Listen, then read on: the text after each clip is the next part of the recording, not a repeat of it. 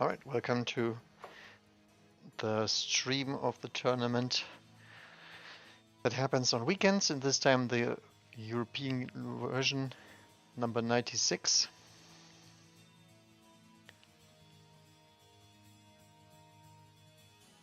We were going to play this in about 4 minutes. So I got some pretty good guys here. Martha, Pucci, Doxin, Mondkind, TNT won the last midweek tournament.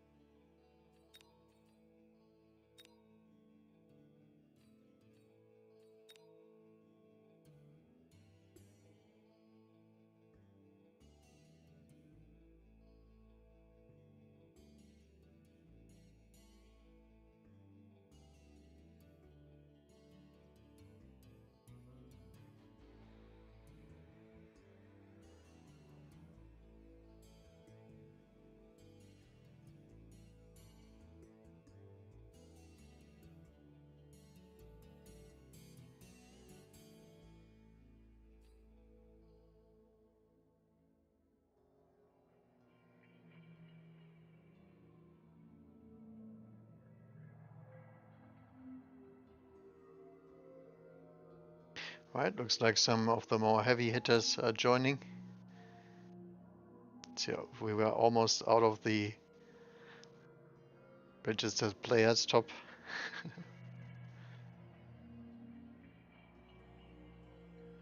I will probably play my usual style. I was testing on the other account before this few new tactics. Saw that Blue Hair had some new tactics going yet again with his usual mid-push style. There was some interesting stuff on there, for sure. Also changed the tag on my Sandworm. Because DuckDuckGo beat me with that one. And I think Sandworms in general are pretty strong in standards, so having a tech that makes them spawn more units is pretty powerful in this case.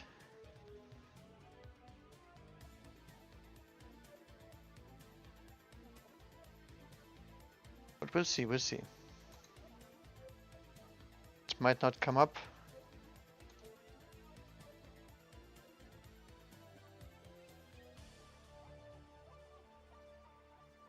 Apparently Amarok is casting. Interesting.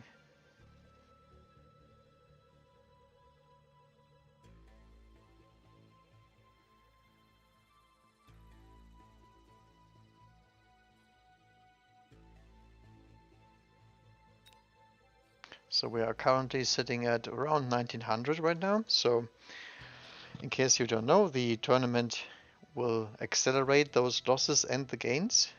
So we rather not lose, but you never know. As long as nobody forfeits, I think I'm happy. If they do, it's a little bit annoying because we have to sit there and wait. Can't play any games if somebody leaves. And that actually happens quite often in the tournament because there's a lot of people registering.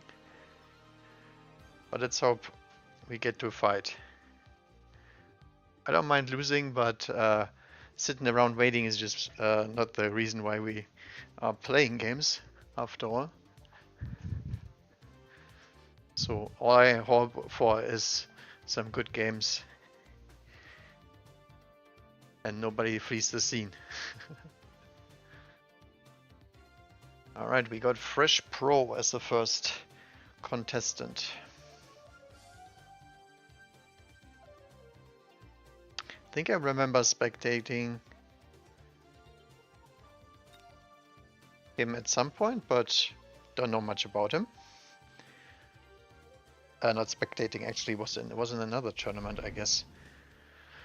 Alright, I guess quick supply is an option, giant spec, even training spec with tarantula, not bad. For not to play area spec. I think I will just go for the quick supply.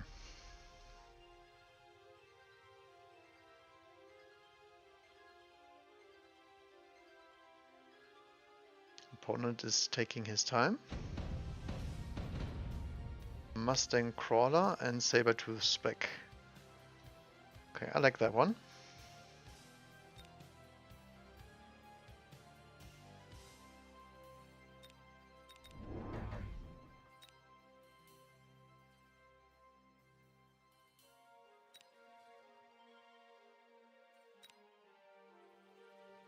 I will just play a normal opener here, no cheese. Just try to react to what he does. Okay, so he goes for the star, which means we will get some more Arclights. Most likely. More crawlers, yeah. Okay, so this is Arclight / Vulcan territory now.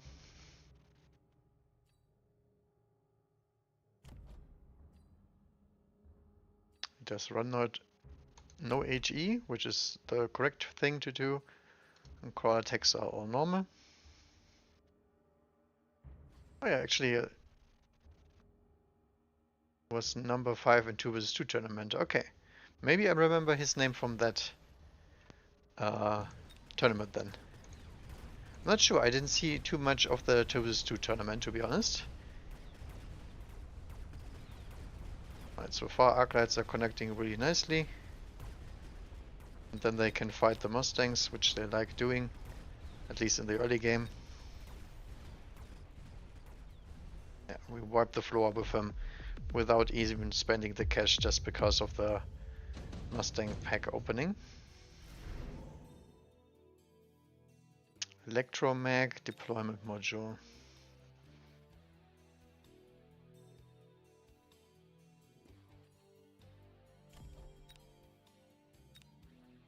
Could that get the deployment module to get the storm colors over here?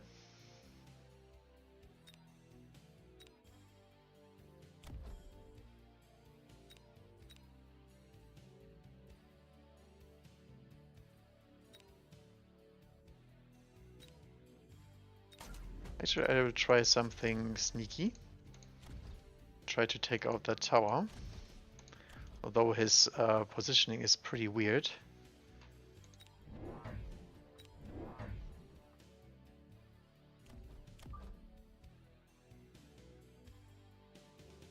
That's a great split for us.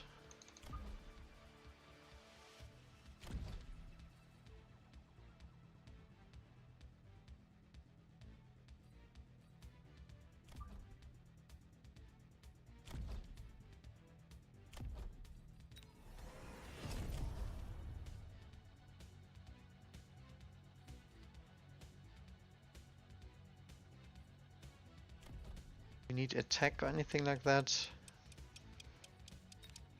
Most likely not. Okay, so we can actually go into a Stormcaller Cheese next turn.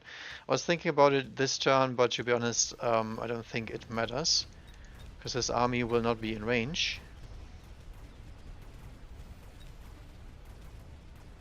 So for now we're just doing the Arclight beatdown.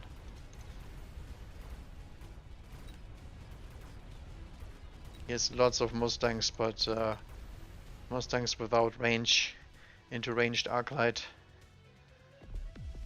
Not all that interesting.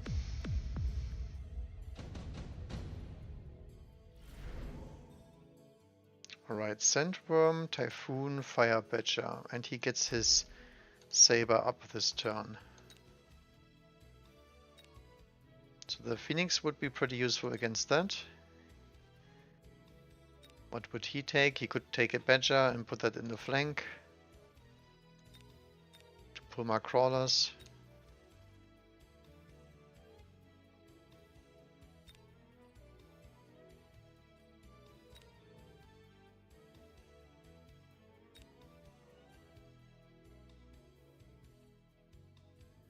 I think I will go for the Phoenix just in case there is Fire Badger play here.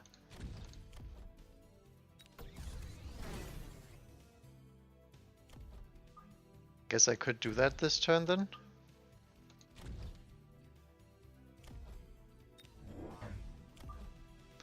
Get one more Arclight in the middle.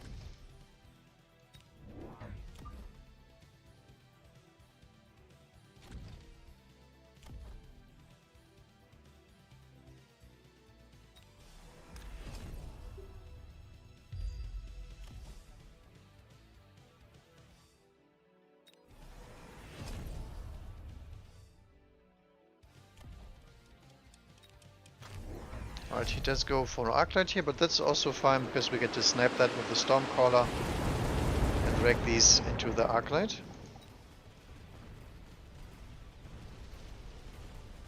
And we still get the tower. Perfect. So he went for a Sandworm, which gets deleted by the Phoenixes because he got stuck there.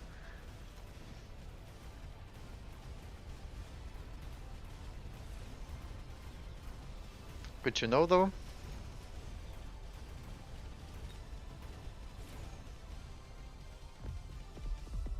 That's another huge tempo loss. And since this is a deployment module, we can just move it back. Do we want a melting point? Could also drop a Rhino in the back here. Although there is crawlers here.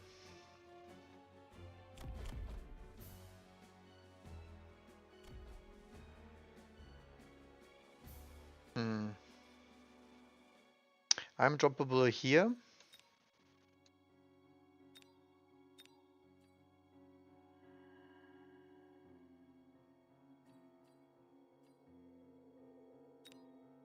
Would love a absorption module though.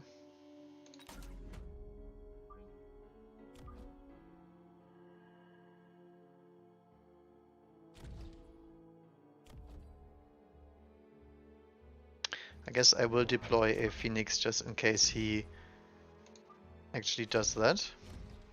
Then the Phoenix can still take care of that Arclight.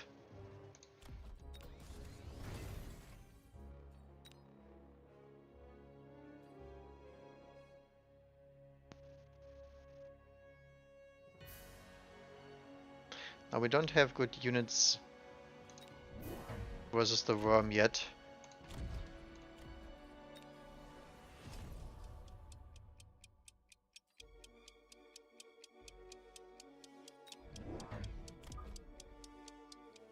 So I will deploy just a few to make sure that we get it done. There's another worm with absorption, so we have to go and get the bigger boys out now.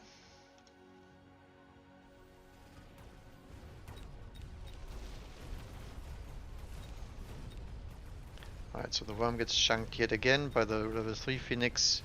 What is this bug, by the way? Some greenage on me. It's actually something that has never happened before, a little bit weird, but okay. Yeah, so that tower debuff doesn't really matter that much, but can we actually kill the freaking worm? Yes, we can. But he will gain back some tempo.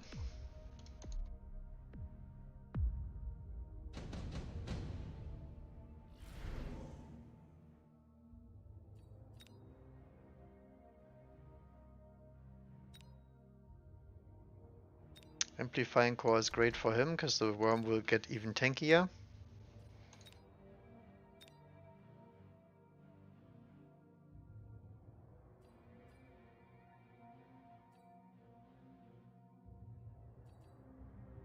Do we get that as well?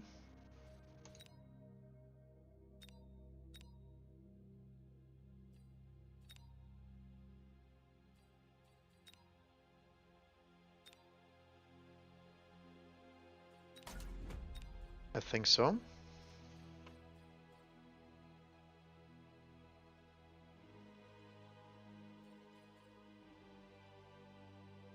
Now what do we take against that?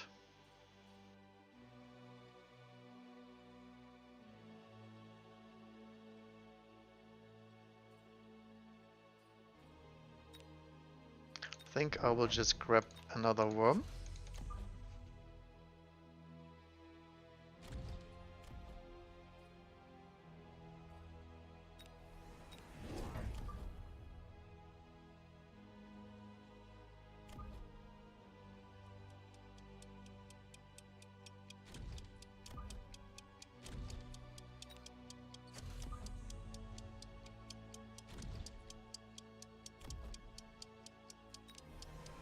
Get the defense upgrade.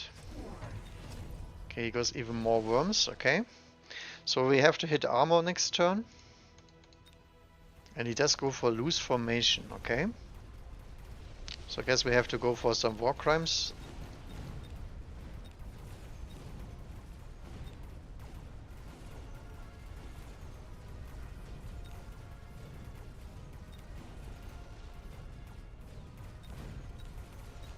The thing is, we just want to keep the worms above ground for long enough so our other units can finish them. That's all that the worm idea is about.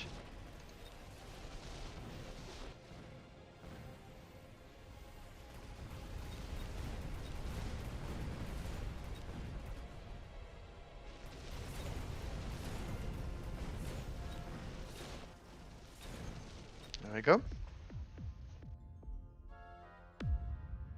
And one thing we have in our back pockets is a attempt for a war factory. Advanced defensive tactics, not that good as this one. Could drop a nuke, which will one-shot this worm actually, so if I time it correctly, it's actually a pretty good play.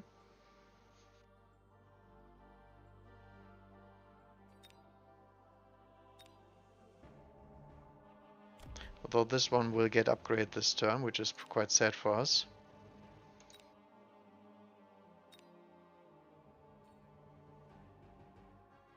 I think I will skip for now.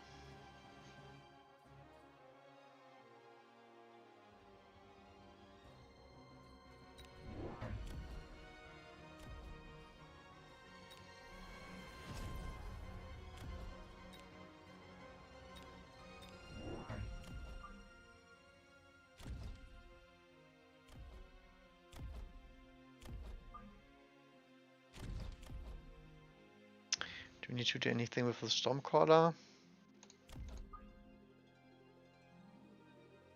Don't think so.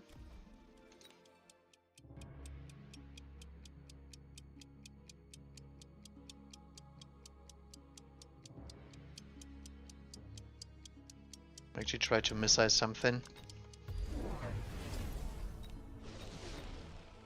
So goes even more worms. So hopefully the war factory will be able to kill the worm fast and easy, and then the Mustangs get stuck to factory and worm on the other side. I think I should have sold this worm. I gave the absorption module to another model. I will see.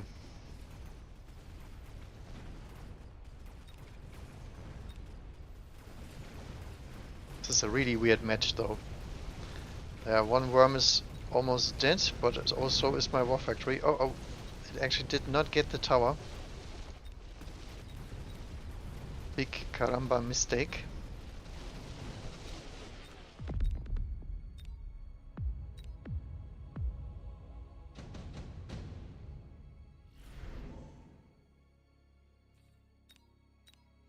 Alright, Overlord is good here because of the armor.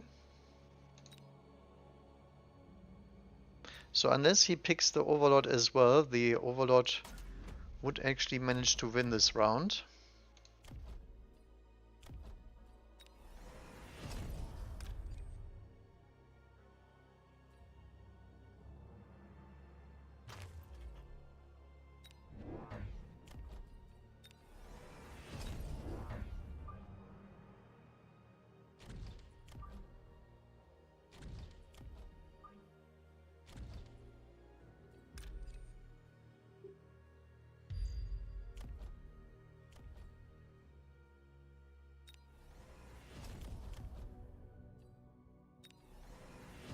I guess we try for a fire play other than that.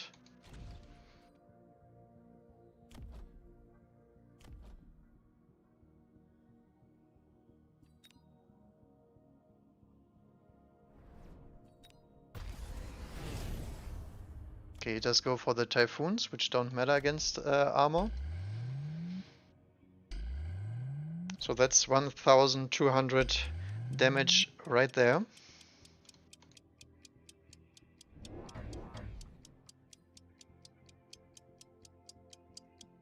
Only problem is he will shield some of my oil. Will not shield the middle though. I'm not sure if that will ignite anything. Come on.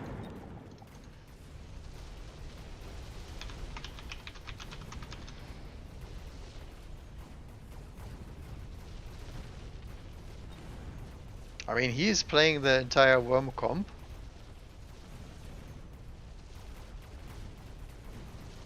So I'm not sure what he expects.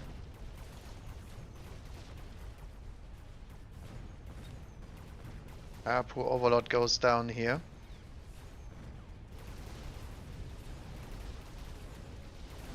But we will not manage to win, because the boats die to the debuff.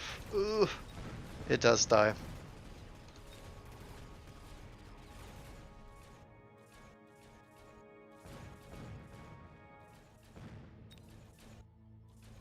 Okay, I think we will die here. Ow.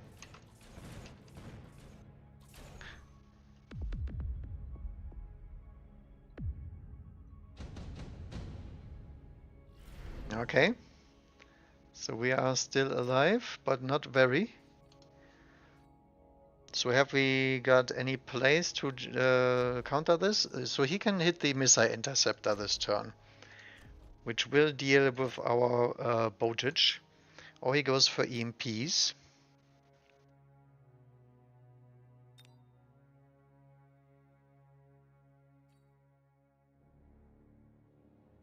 We can still pull out the factory if we like.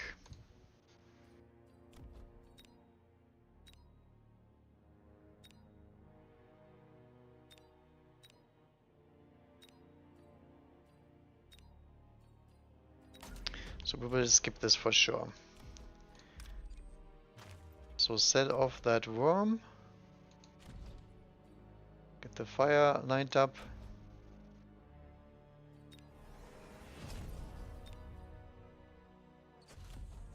We'll take this on this boat. And then the factory will be back to hopefully do some tanking here.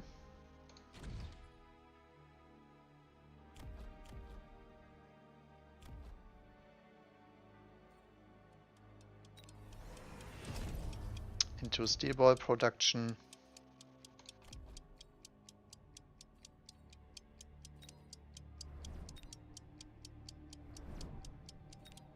Alright, let's see it. He goes for phoenixes with range, but does not have EMP tags.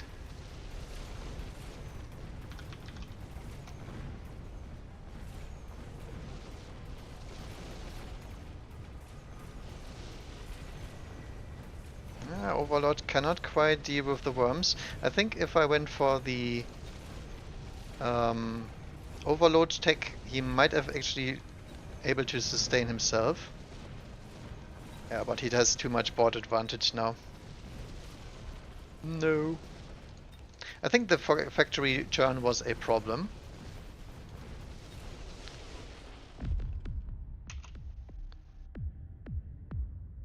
Oh, actually very close one.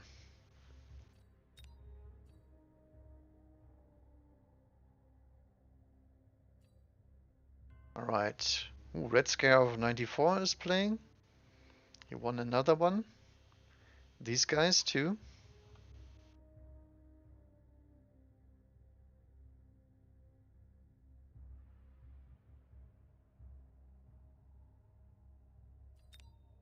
Oh. This is a quite close game too. Was very close though. Just needed some more damage in the deciding round. I think I could have done that. Alright, what's happening? So we got Raiden play versus Fortress Spam. With enhancement module too. Ouch.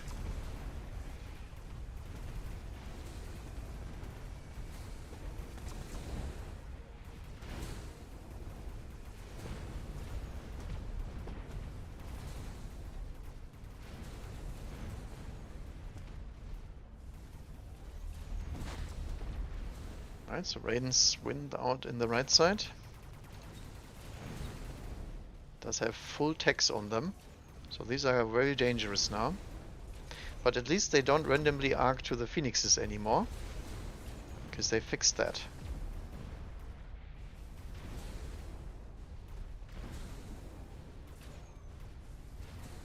You can see all the chaff now died, and now the Phoenixes get hit by the lightning effect.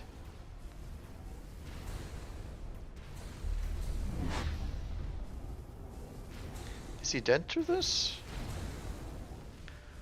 No, not yet, right? So he will die next turn, I guess.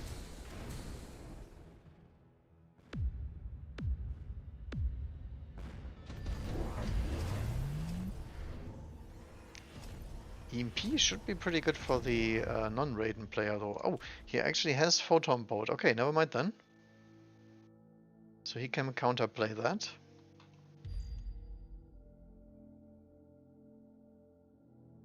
Maybe I should run this as well, because I rarely use bolts nowadays, so might as well just get the tech going.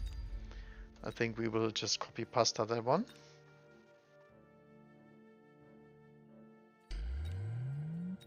And don't even have it unlocked.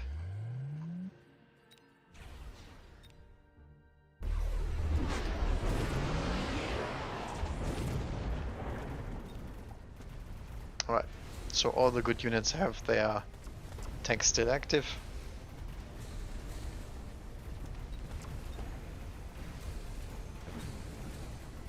Yeah, those are some decent levels on the Raidens.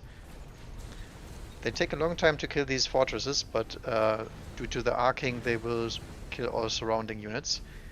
And I guess he doesn't have enough anti-air left in the end, because the EMP will disable the fortresses now. And then he dies a slow death. Right. So Red Scare is still in the tournament.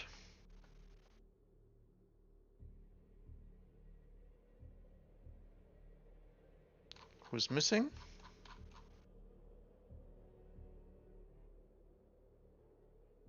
Tasty Bait. Ah, there he is. That's the guy that we played against earlier.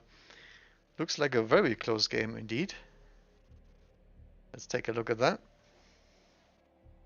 This is someone I have played against before turning on the stream. Yeah, that's exactly that guy. But he lost in the previous tournament, so he was quite low on MMR. Okay, so still Fortress spam everywhere, apparently.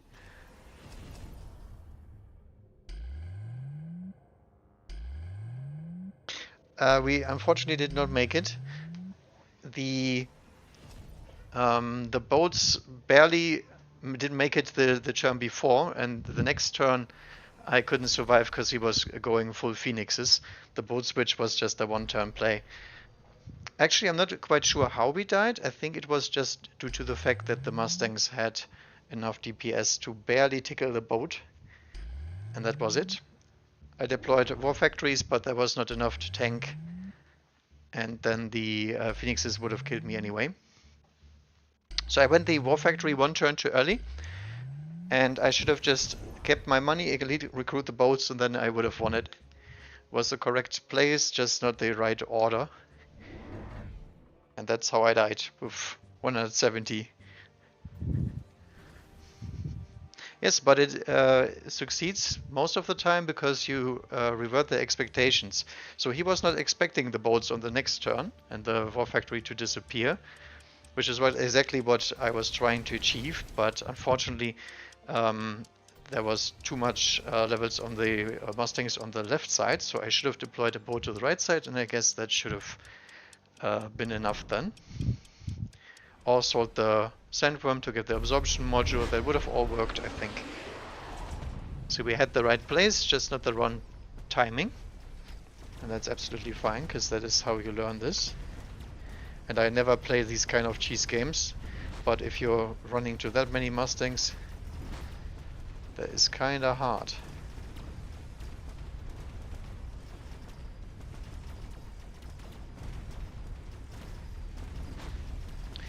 I could have tried to go into Melta, but the Melta play I think was incorrect. I will replay that stuff afterwards, as per usual. Holy moly, what a board. 10 bazillion shields. Another really close one. I like these games. So far we got some pretty good bangers here.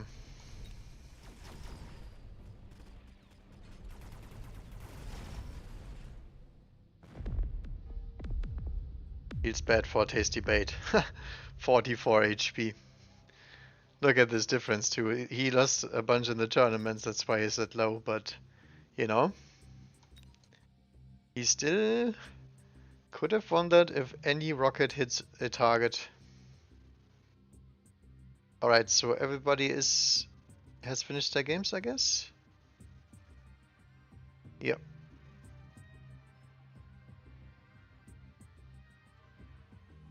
Don't have that many levers though. Nice.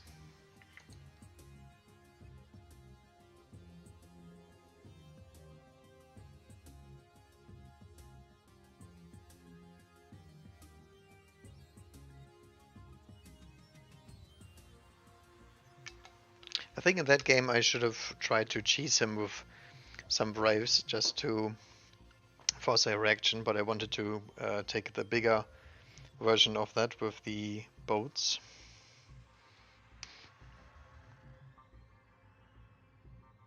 I think I should try to equalize all tags on both of my accounts, because oftentimes I'm not quite sure if I even have the correct one.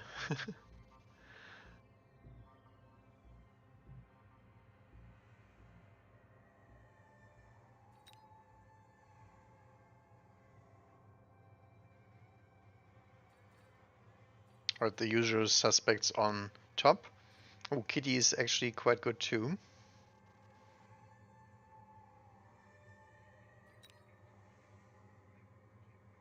That's gonna be a tough one.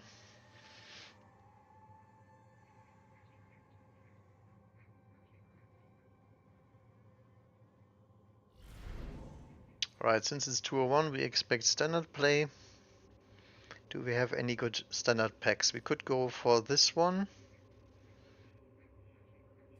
House control with spiders. It's pretty eh. Those are not great packs. I think training is most likely the way to go. At least if it goes to a just Mustang versus Mustang Fiesta again, we have the training. He has the Stormcaller start and Giant spec. That is quite bad for us. What would we expect here?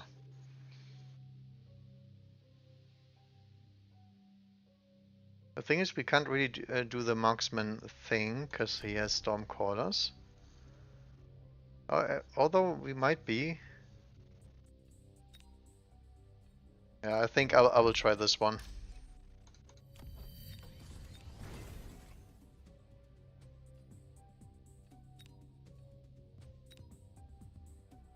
This pack is pretty hard to play on just normal play. I think I will just try to attack him up front.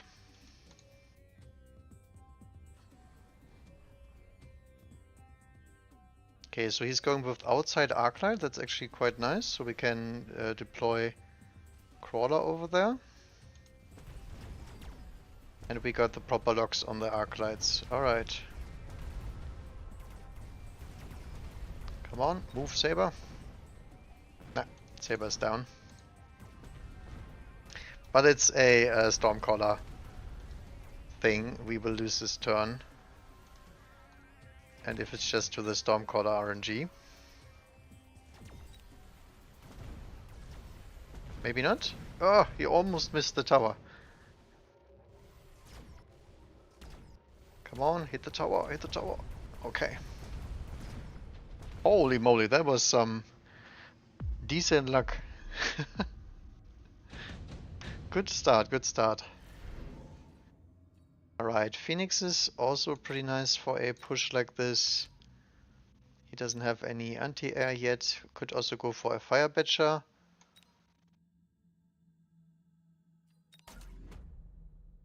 Now he could go for a Phoenix on our flank here.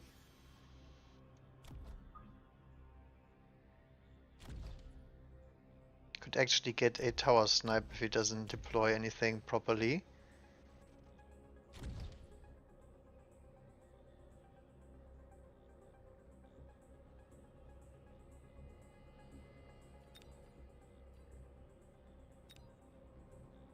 He could deploy a marksman over here, which will take care of the Stormcaller and the Arclight, and a Phoenix flank if there is one.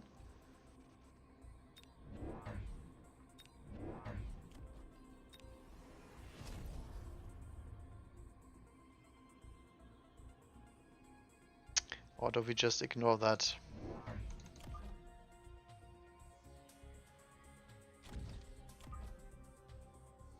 I think it's an okay play. And crawlers straight down the middle.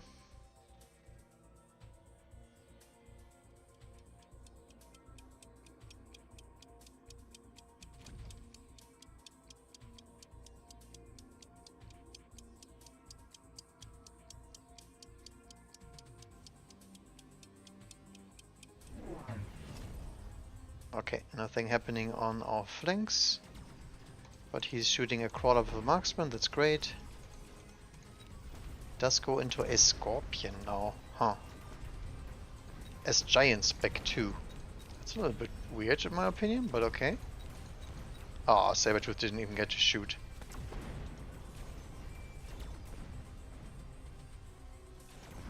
Okay, we kill the Scorpion. Ah, but we lose this turn. Stormcaller is just too strong.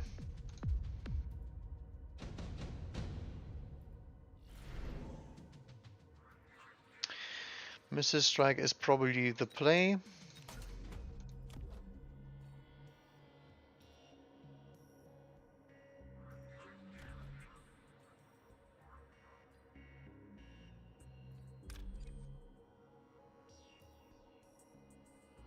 Most likely he will shield that. Could also go for this one.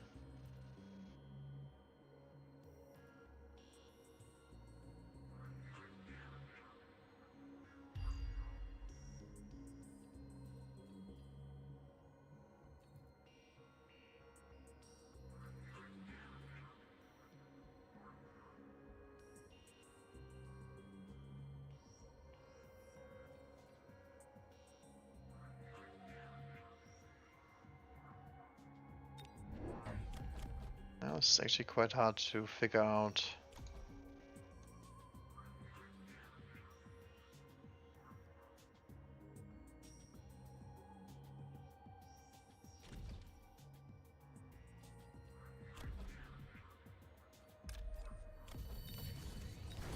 be quite honest, I think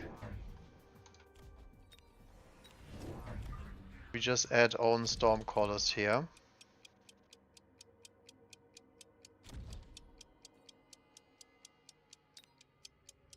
Could also go for a missile. Yep. Oh, Vulcan. Alright. So he's Vulcan and Scorpion now. Scorpion gets a good connection, but so do we. This side will hold because of the marksman, and this side is overrun by crawlers.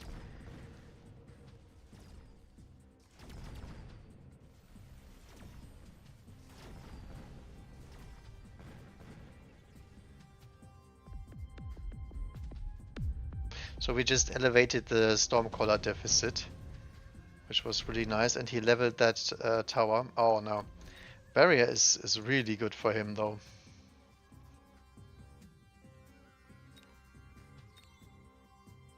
Especially because it's on a turn with a nuke.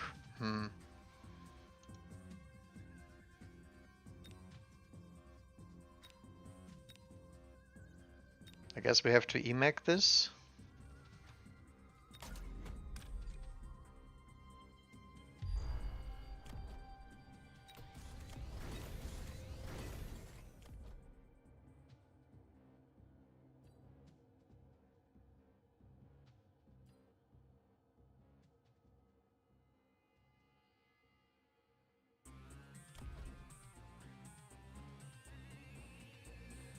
Can we take the tower? That's what I'm thinking.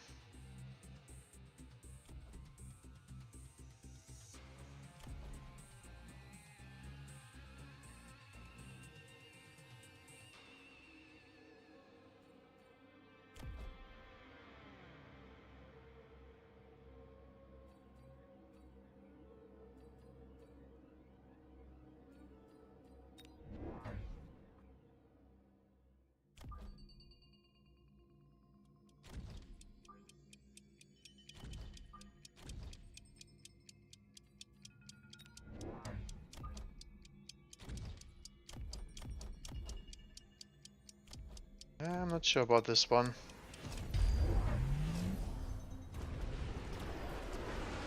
Okay. That was a very weird missile. Because he doesn't have to missile that if he has a Vulcan in front. Like at all. Alright, Sabertooth is connected to the right target though. Very nice. And he's going even more Scorpions. Interesting.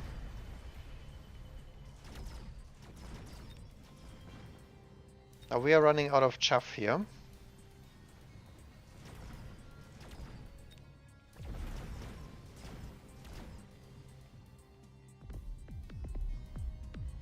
This is devolving into a long-range game now, which is not good for us because we don't have the proper setup.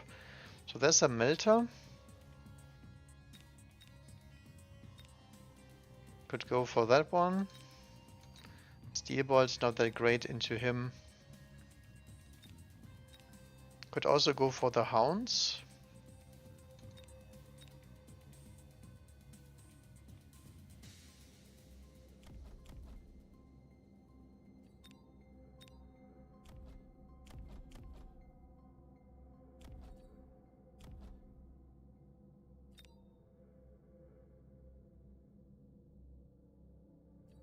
I think it has to be Melta in this kind of situation.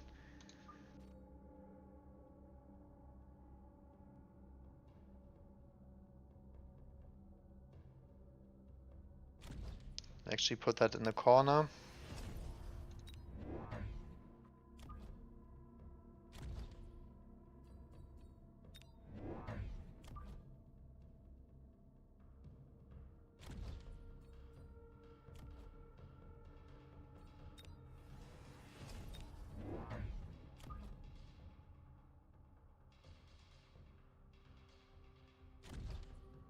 Try to split some crawlers here.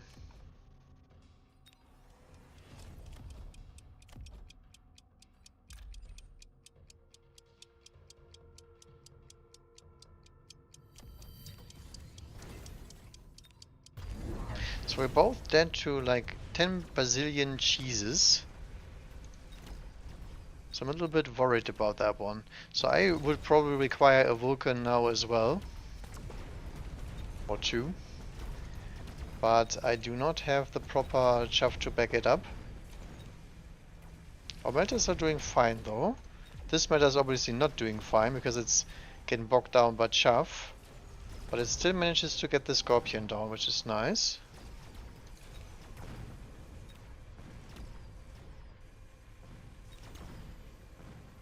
Okay, so he flanked us with some hounds that actually killed my tower. Huh. Yeah, the hound drop was pretty strong because he has a lot of deployments. I was thinking about getting that one as well, but into Vulcan, probably not the coolest idea. So we E-Mech around there. Yeah, that's the doggies.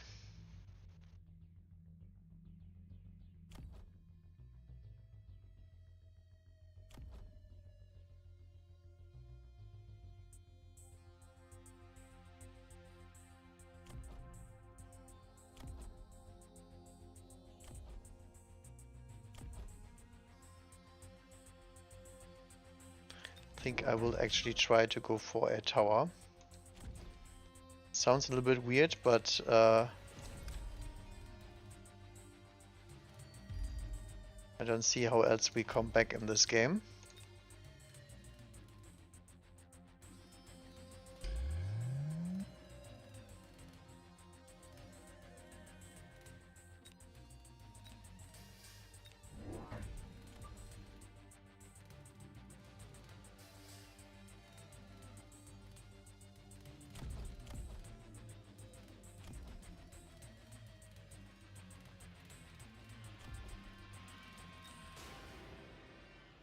Double missile this hound. Yeah, just a missile. I can't really afford a deploy here.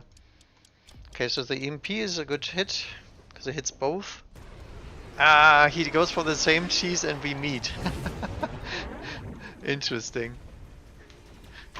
Yeah, we both knew that the tower was open, so he just assumed I would keep that open for this turn. Isn't that funny?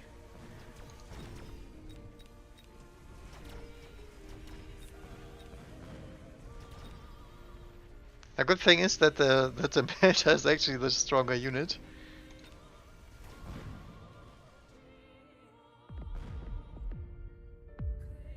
So we are now in range to kill him with a oil play. I wonder if he will shield. He will shield this turn, unfortunately, just due to the smoke bomb, I think.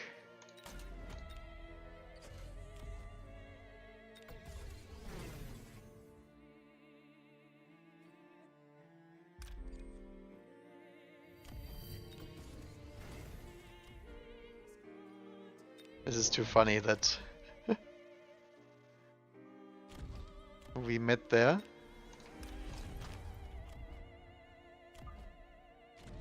Fine with me though.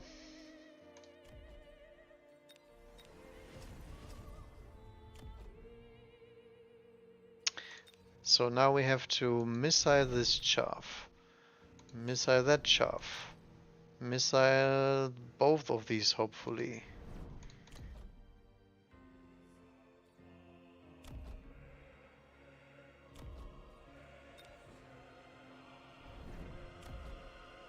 Prevent that cheese.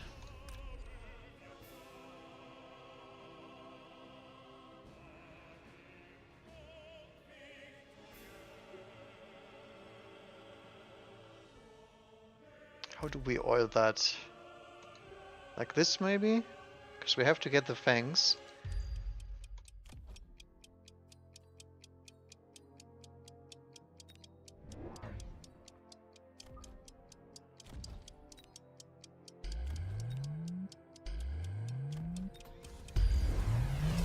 Oh, he goes for the oil as well, so we're gonna oil the entire map here.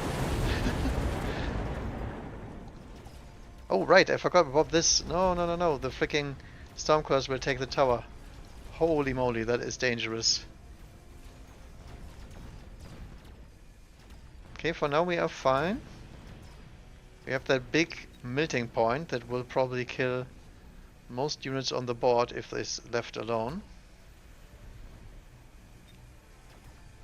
But there's steel bolts here, that's actually quite nasty. Let's see if we can snipe the tower real quick. Nice. Yeah, that melter is too big to die. And we both used our oils. Holy moly, this is such a weird fight. Right, Bojich. Boats could be interesting because we can hard push this flank. And he has to defend that. Sledgehammers are really bad for our Vulcan play here. I think this is correct. So we missile again. And again. This time we will actually missile this thing.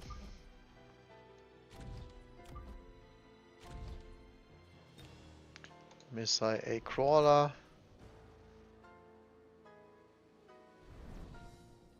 Then we need a interceptor here so the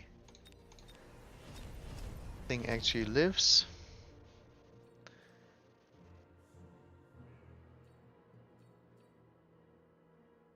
What kind of chaff clear could we put next to that? Not much, to be honest.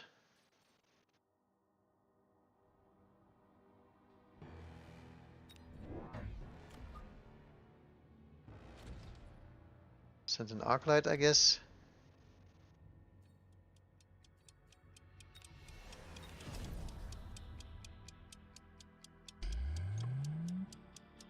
Oh, we can't deploy more stuff, right?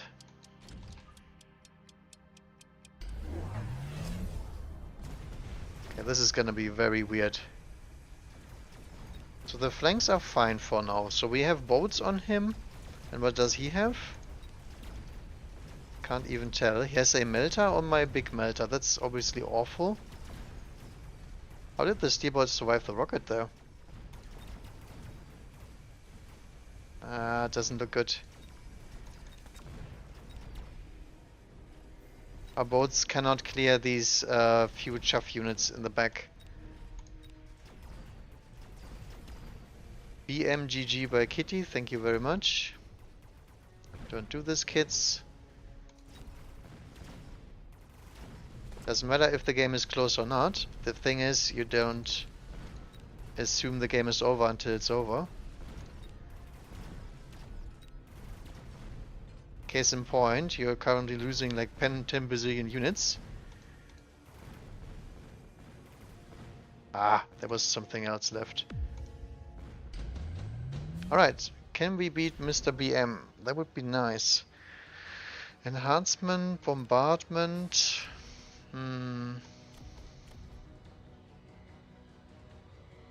So there's a lot of spells coming up this turn.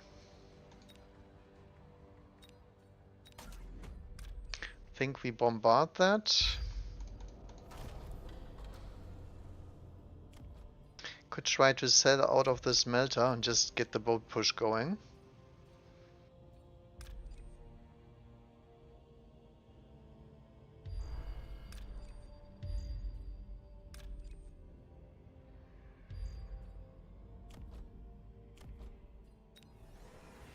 I think I will try to run away with the smelter pretty much.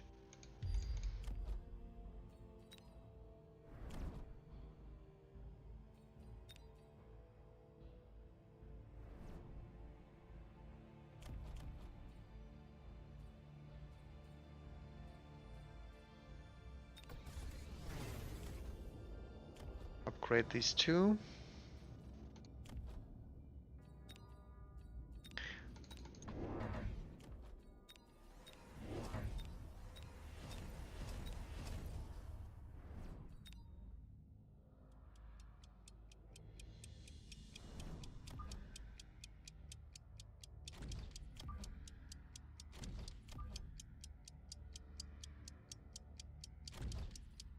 Yeah, I don't like this.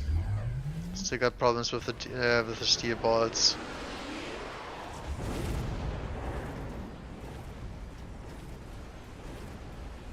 We'll see if it's enough.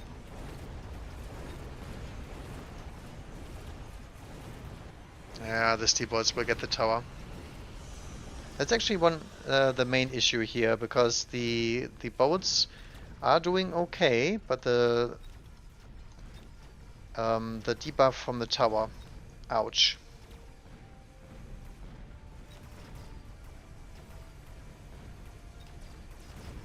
I didn't play that good.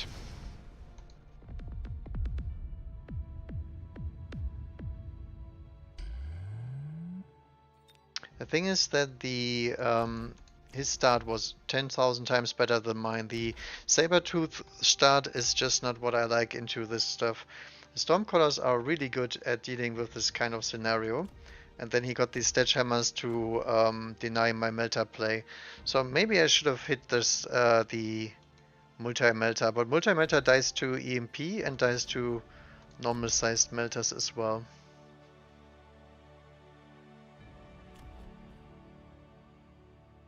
Wasp play was fine, but not strong enough.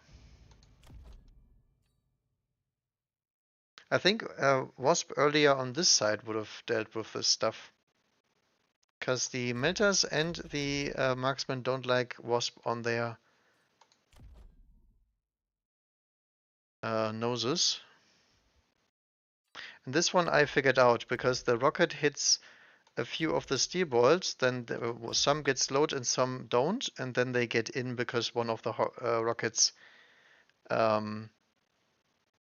will be eaten by a single steel ball.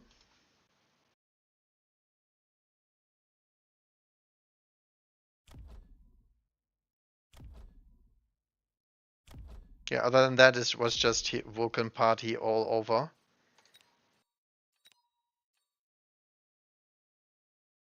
But as I said, these are very good players, and even though BM, they know how to play. Who'd have guessed?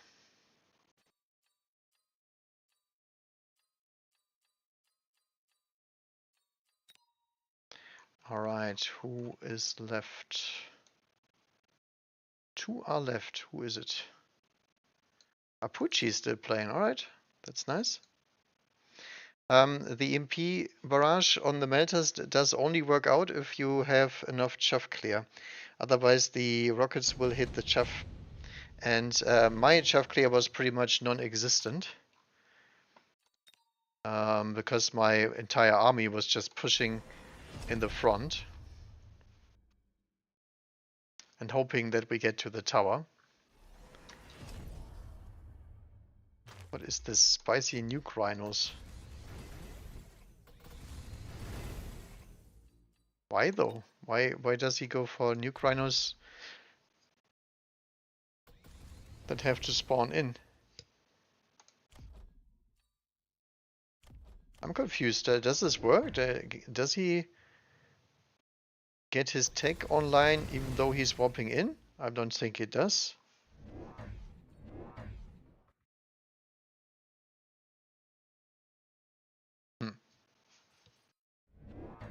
This is pretty weird. And this overload looks like it was here the turn before, so it can't be that he doesn't know.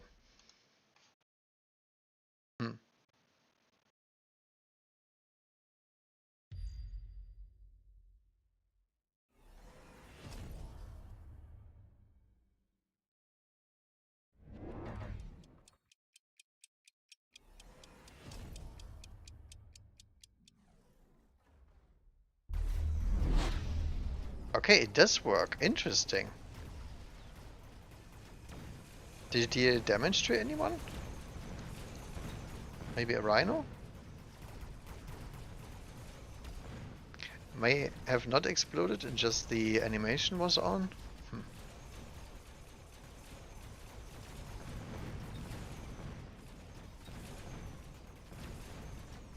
Yeah, Pucci's getting in the tower now. Nice. Yeah, he's got this. Oh, 2 HP. Oh no, if he loses this game, this will be so bad. So is Lightning Storm coming up and Ice Weasel does not pick it. Okay. I'm really confused about this match. This is some big spells coming in. I guess he will assassinate 2 Hound Packs?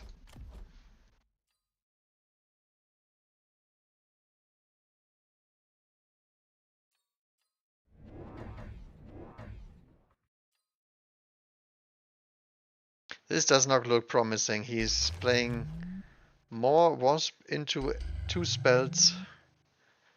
And shields or not, they will have some trouble. This is a big Wasp though, holy moly. However, does not run AoE and does not run EMP. So still gets beaten by a bunch of units. But Apuchi just has the boats, and that's it for air clear, so that's not that hot. Yeah, but still, the army here cannot be shielded, so unless you beacon this straight into his lines, I don't see how these survive this turn. This is nice. They will get dragged here over here by the crawler.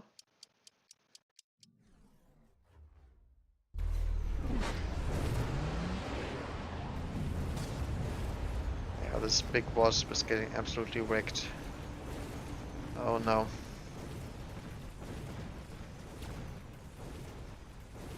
So there's not one single wasp in the middle survived, and 3 on this side.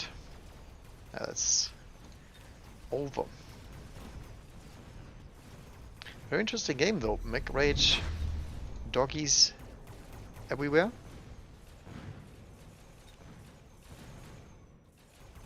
I think I should have picked the doggies as well in the last game, because those would have worked quite nicely against the melters.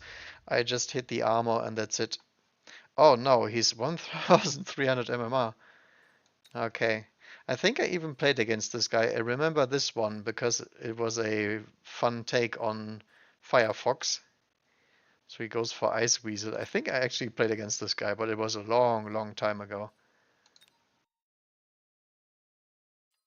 Right, how are we looking?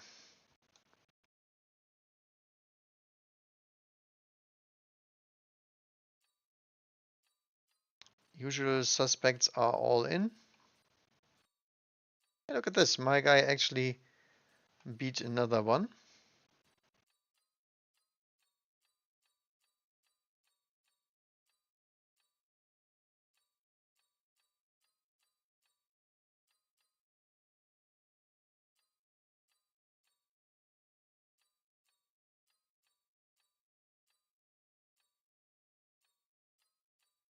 Kitty got beaten by Shadow the first round. Okay, that's pretty hard one.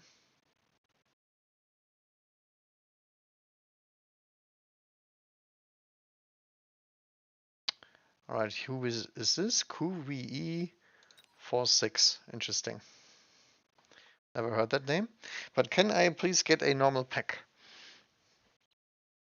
That would be nice, because I don't feel like playing Sabertooth on aggro. That's just not the way I like to play. I would even grab a Steel Ball start and just go normal. I think that's better than the other start. I could go Quick Supply Sledge Marksman. Not the best opener, but it's Quick Supply at least.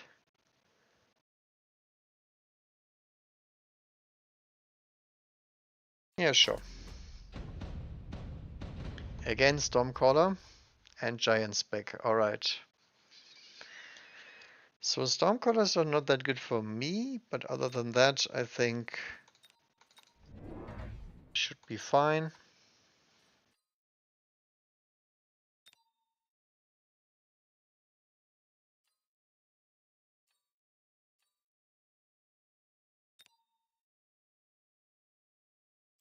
Not a fan of this crawler placement though against Stormcallers. I think we can do better.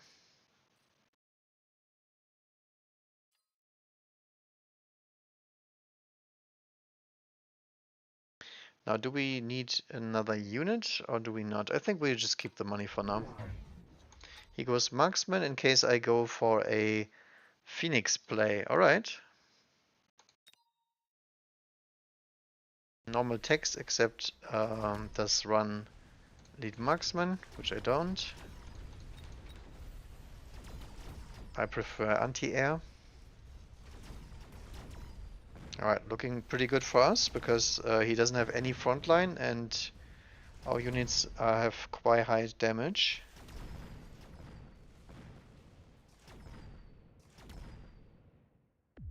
does have a lot of HP though.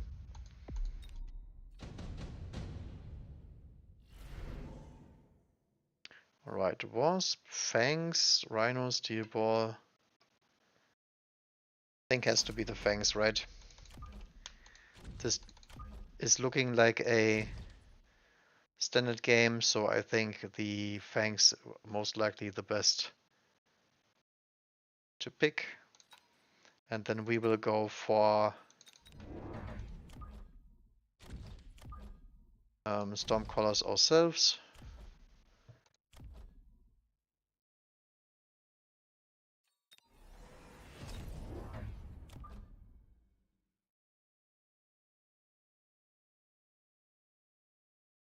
This is a nice split here.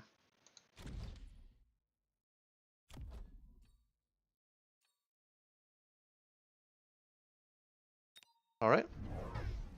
He goes double missile, so he's very scared about my impeding Wasp play. There is a Wasp play by him though, with jump drive, okay? Guess we have to deploy something here then. Because these Fangs will not do it.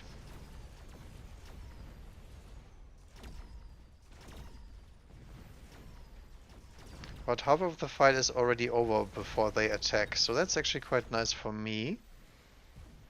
The only thing that keeps happening is the marksman play.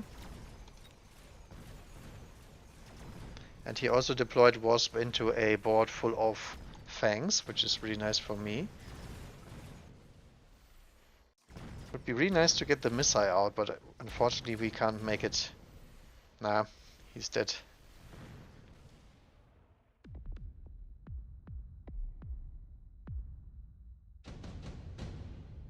The Wasp did level though. That's actually quite bad for us, but I think we can just go for a Mustang, right? Laser sight is a great item anyway.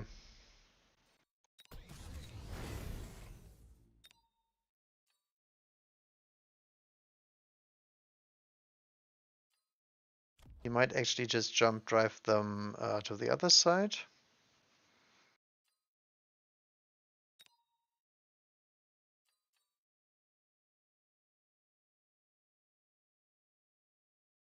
I'm thinking we missile this and then we deploy a Mustang here. Just in case it does actually show up, and if it doesn't, then we kill these Fangs.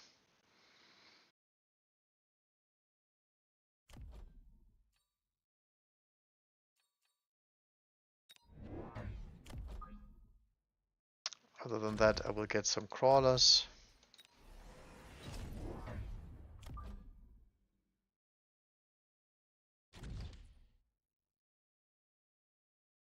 I actually might even get them on this side, right? Alright, he's going a full Wasp flank and a Rhino. Huh. I did not expect that one.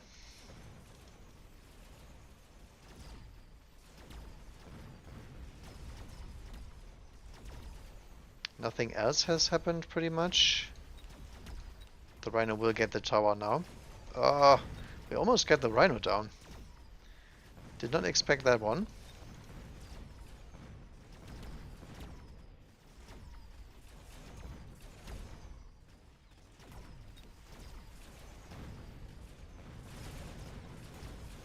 Yeah, but other than that, it's still the same thing. We have the Mustangs to clear out the Wasp later.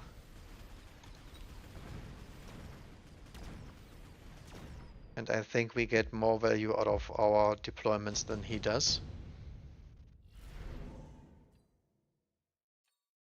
Vulcan's Descent, actually a very powerful card here. Could drop that in his back.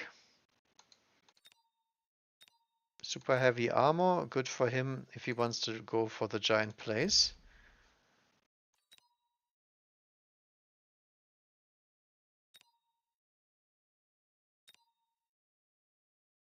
We take that.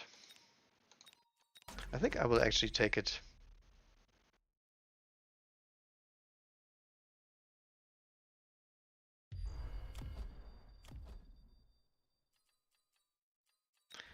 Can we put down a distraction crawler in the middle?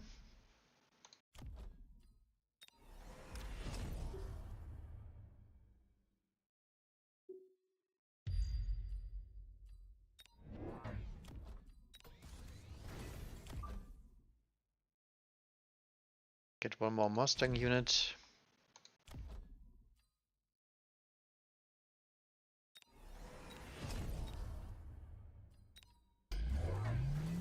This is so weird. Why is he keeps investing into the Wasp flank? Oh well.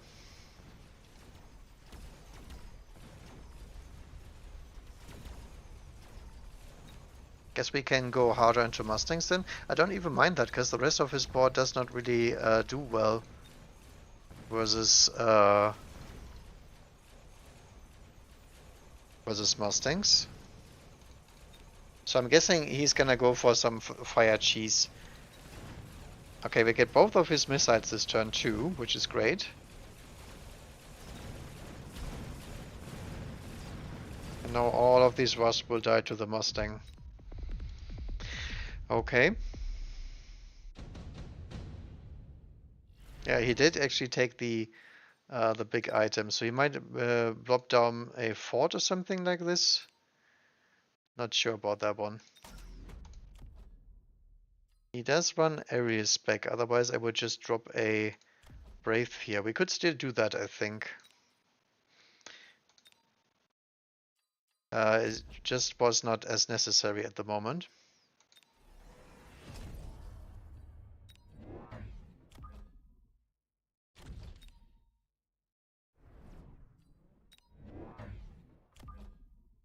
Alright, I guess we invest some more into that flank.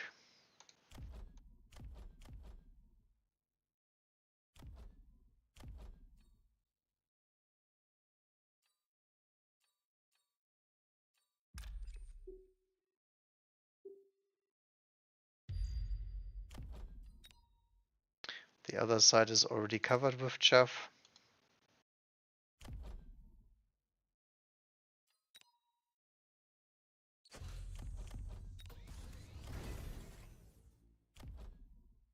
Anything else for this turn? I think I will grab another Fang unit.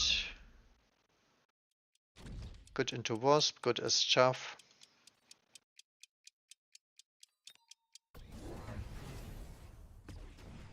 More Wasp, okay. I think at this point we can click area spec. This is getting ridiculous. Oh no, look at this, the Mustangs are getting dragged by the crawlers here. That's actually quite sad. Did not like that one.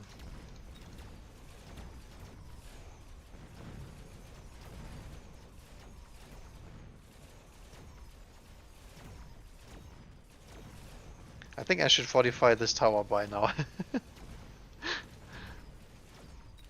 But I'm just trying to greed because I can just use my deploys instead of cheesing him. Because in the end I have a big Mustang here with laser sight that will keep fighting these Wasp wherever they will go on another turn. That's the big Wraith. I think this is what we will grab here.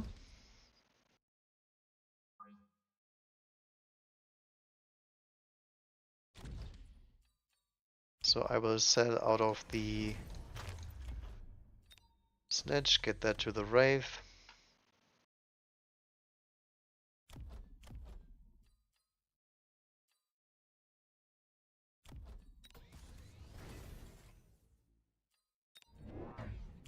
Get another Mustang.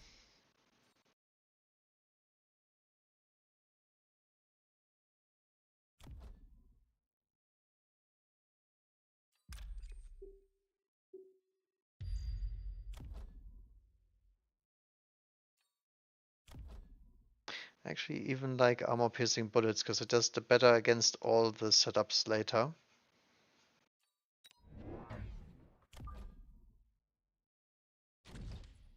Get another crawler in front.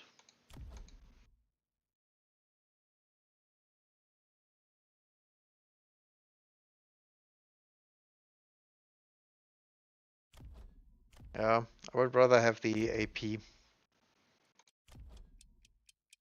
think I will just click that and I will click that. I don't think you can ask for much value than that. Oh, he actually goes for the Wraith too. Oh, an armored Wraith even. That's actually dangerous for us. Good thing is, our Wraith can out-tank this entire flank because of the absorption module. And there we go, there's the Vulcan I was waiting for.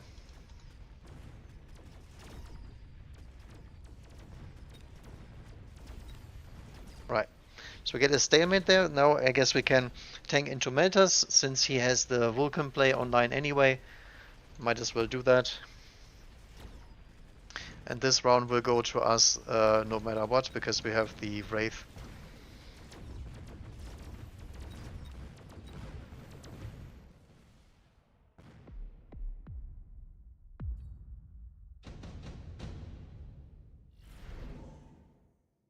Super heavy armor. He might actually put that on the Wraith if he wants to.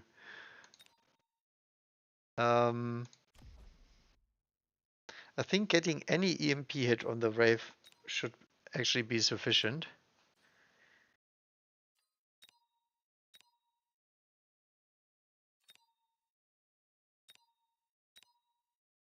I don't like any of these. Maybe advanced missile.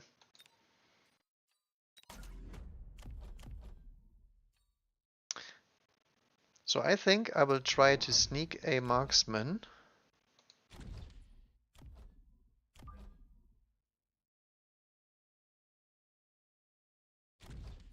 Right in front and hit the EMP button. I think that's a worthwhile play. Because if this thing does not have armor, I think the Mustangs will win no matter what.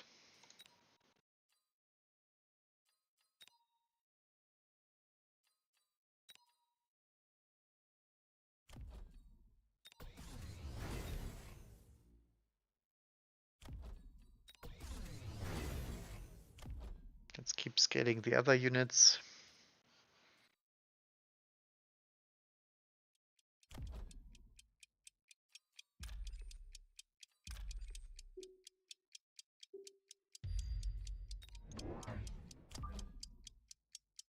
Another crawler here.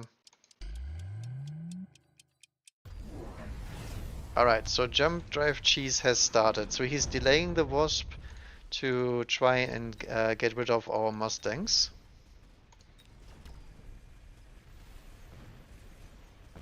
Yep.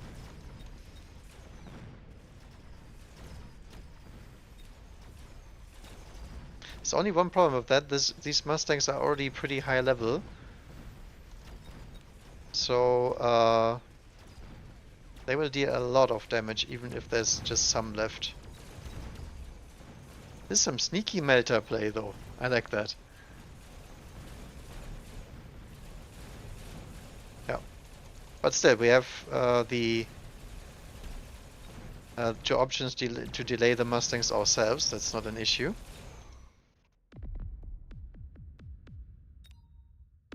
And the next thing is he's also weak to Wasp. I think all we do is just get Wasp ourselves and that's it. Nuke is not that interesting for us. We get a Vulcan drop. Smoke bomb sounds good.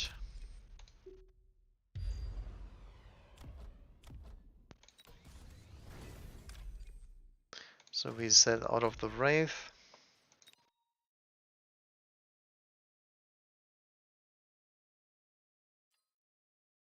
Could also go for Worms to tank for the Mustangs.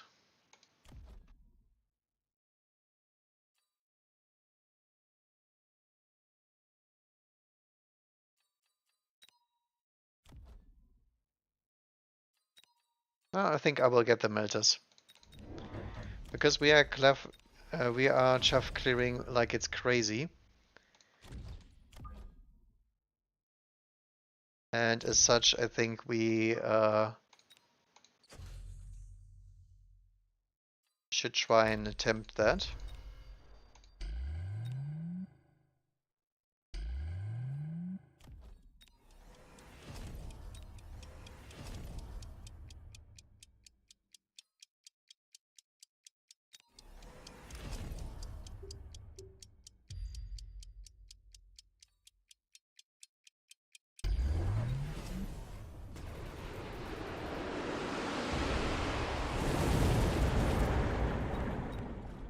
Well, this Vulcan is just a distraction. Ah, that was actually incendiary. That was my thought process. Maybe he will go for that one.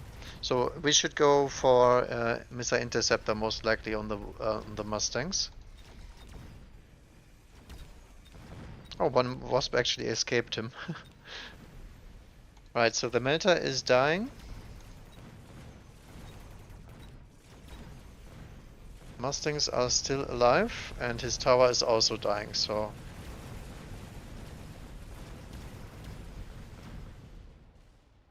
I'm not convinced about this Wasp thing. This is really weird. Oh, we're very close to winning there.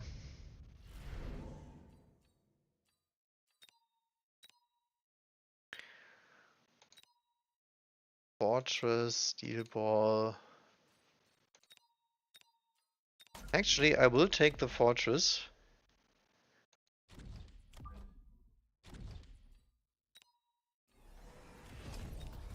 And hit the anti-air.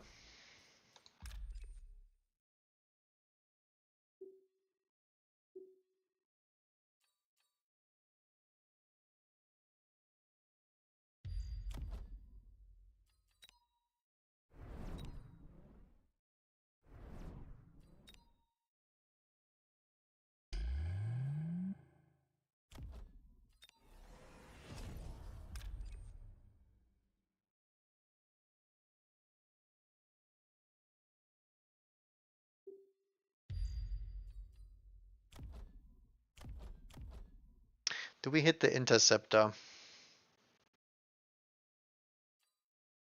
I think it's quite strong. It will delay these Mustangs even more.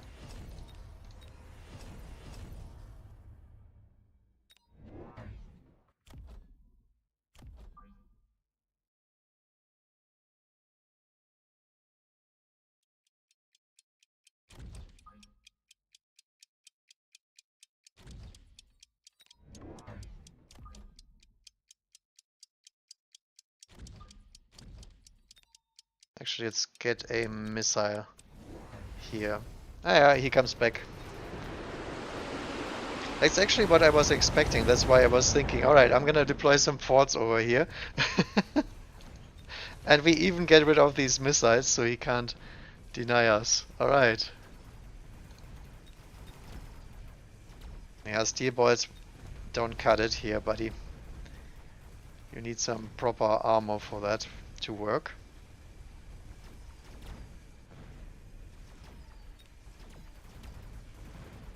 Yeah, he was playing 4D chess, but I actually think I expected last second I was maybe he shows up on this flank if he's smart, but nope.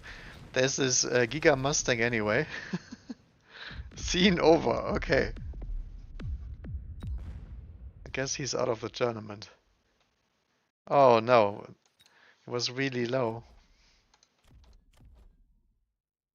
Yeah, that was quite some play. I actually like the fort drop. I think the forts did decently well here because they could pop these shields instantly. And this board is pretty much nothing. It's just Vulcans and that's it. I like this play though, the sneaky back melter to melt my poor Wraith when it tries to beat those Wasp later. That was really cute.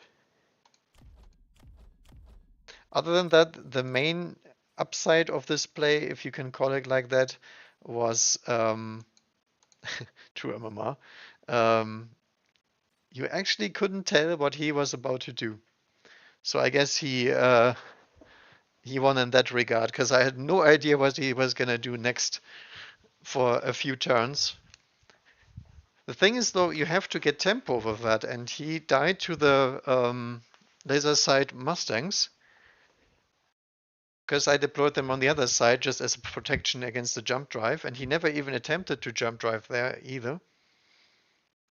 I thought he was gonna go for that. Alright, I'll be right back. I will give you a quick spectate, hopefully. Any spectators? We got Mr. Hackerman. Well, that's already... Let's actually watch this one. This is our guy versus a pretty strong guy. He should win that, I assume.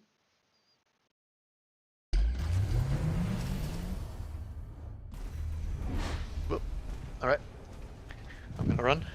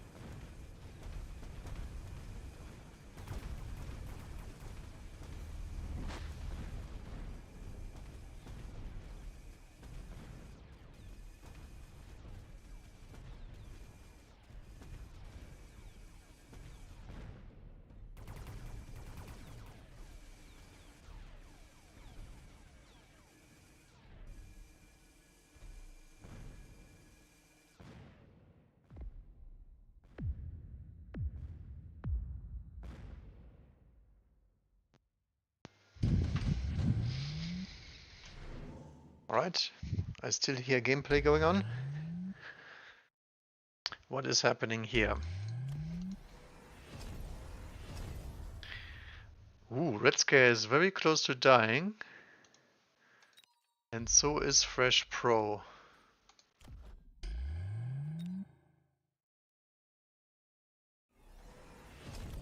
Triple Tech Melter. It's actually quite scary because I don't see any EMPs on this side of the board. So the suck will be pretty strong.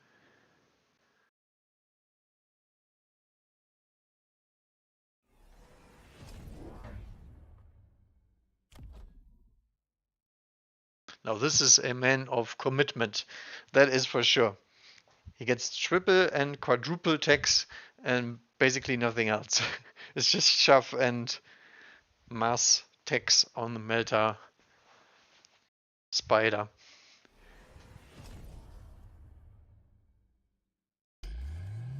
I'm not sure about the multi-melta tech though. It does perform okay into WASP, but it nerfs your range. So unless you EMP those fortresses, you might get punished. We'll see, we'll see. Alright, forts start connecting now. EMP on the big boy though. Looks like they make it. Wow.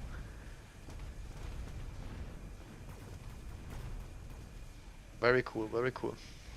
I like this. I love Melta play. But to be honest, I think if Red Scare had a EMP source, like a Stormcaller EMP or something like that, he could have won that. Pretty sure. Most likely he wasn't expecting multi-melta, but when we watched it, he already had the suck on. And if you remove that, the melta gets incredibly squishy, which is great for a fort. Yeah, Mustang's not doing too hot into that kind of fort state.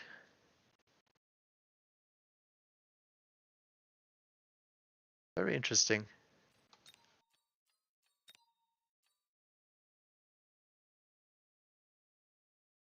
Alright, who is the last guy? It's Gochius Prime against a bunch of numbers.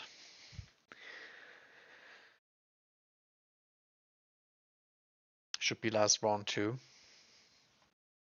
Oh, there's no more music. What is happening?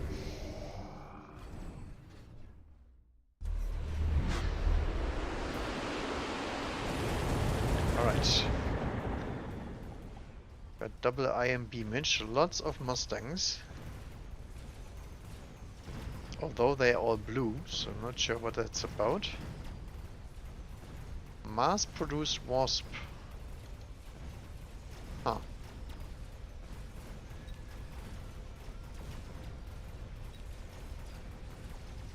Oh no, this is quantum energy, and he does not run EMP. Oh no.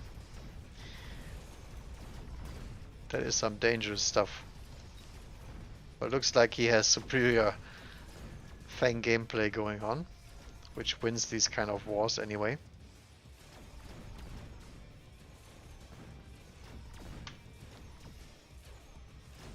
But as you can see, no EMP,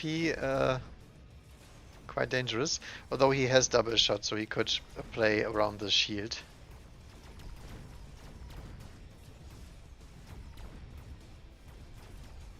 That's a very, very slow death. Or is it? Ho ho, he is not dead.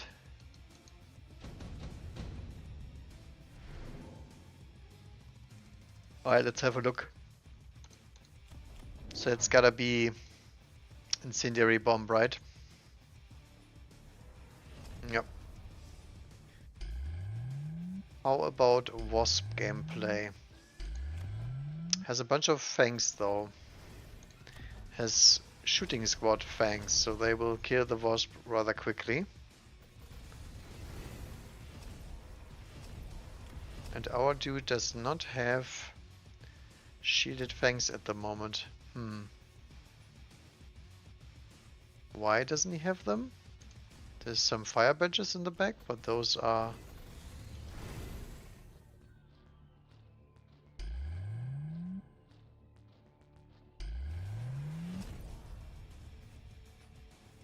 I don't know, I think shield fangs should be clicked here, right? I don't see any reason not to click that.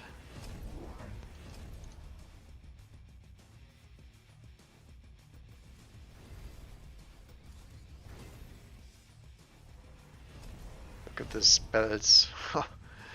Holy moly, that is a bunch of spells. Right, so these should do very well this turn, because those shield fangs will burn.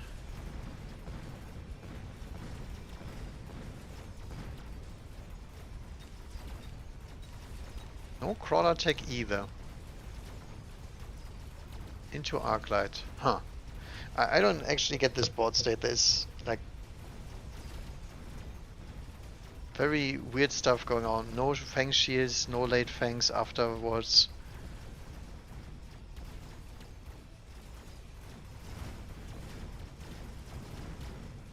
Yeah, this is a good turn for the reassembly phoenixes though, because the fire did clear everything up. And Mr. Marksman still hasn't clicked double shot. Oh my goodness. These are some close games here. I like this, I like this. Oh, more fire.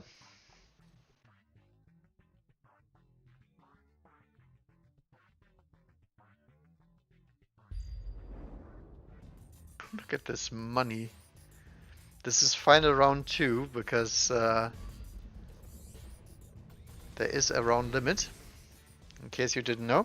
Only for tournaments, but it does apply and you cannot exceed this round, and whoever has the most minus HP at the end, even if you don't kill each other, or the most missing health, let's say, will lose the game. So no draws allowed.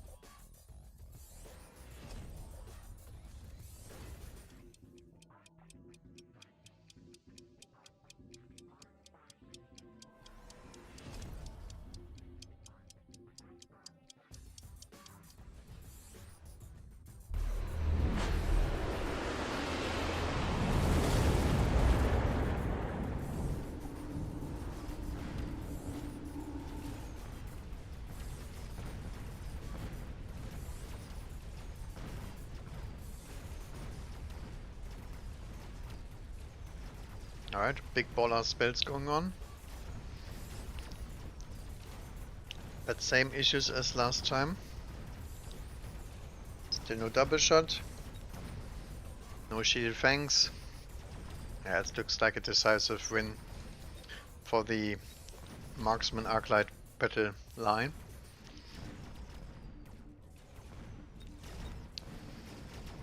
Phoenixes are still assembling. Oh, oh. God damn it.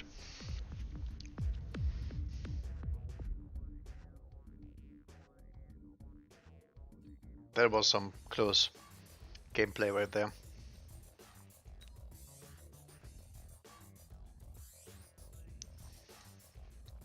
Oh, Apuchi's out.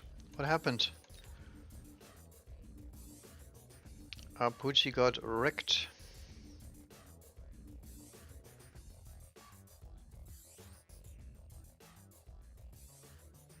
So Rooster, Zemp, Skay, VicG, Fish Pro, Doxon all in it.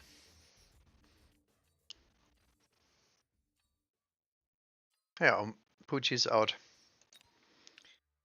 Lost to this guy.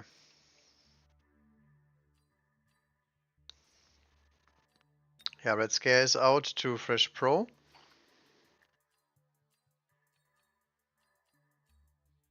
Hey, there it is, Sledgehamster. This guy is a fraud, by the way. I played against him, he didn't even play sledges.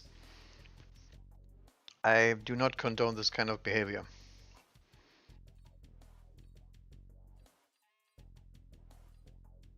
I want to play Ice Weasel, I remember this guy.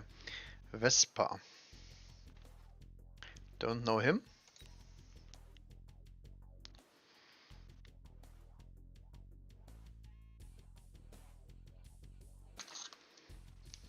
Isn't the Vespa a motorcycle of some sort?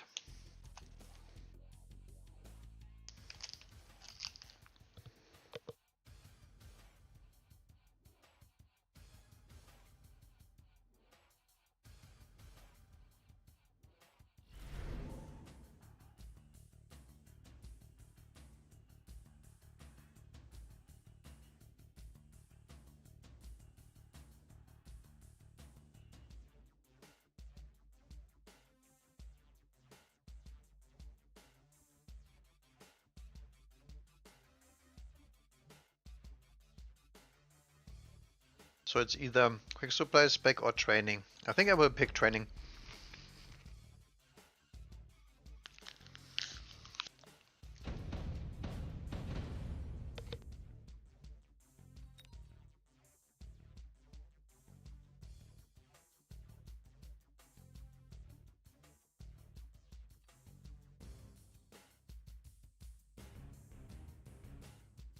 Right. Every spec.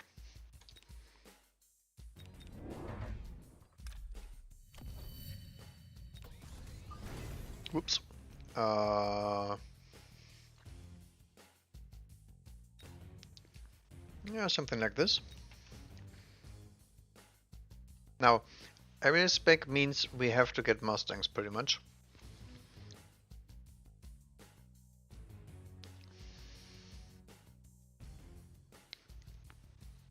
I don't think we can play without. The problem is we don't want to invest too much into Arclights, but there is Hounds coming, so probably have to get some. So next time, if we can afford it, we will hit the attack upgrade to get into one-shot range of these Hounds.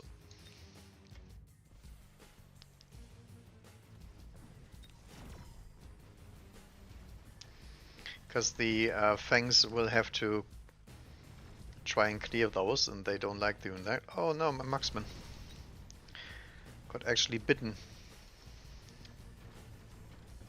Out-hounded.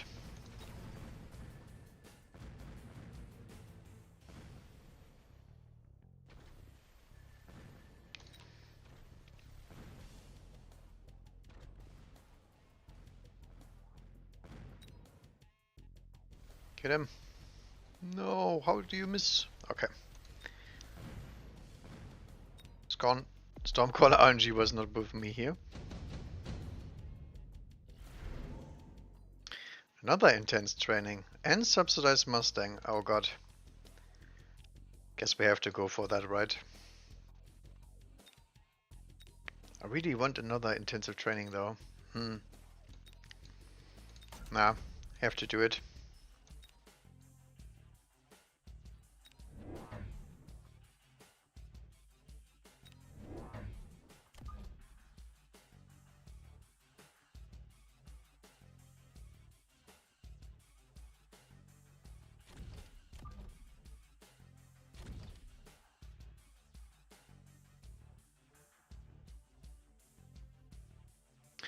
Where do we deploy those though?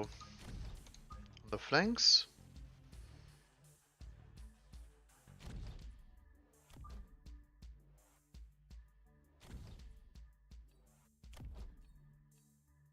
Maybe. Right, there goes a Phoenix, and he also has my spec now. That's good for me, because we already are in the Mustangs anyway. Bad thing is, we can't fight Hound unless we get range. Good thing is, marksmen kill these Hounds disregardless.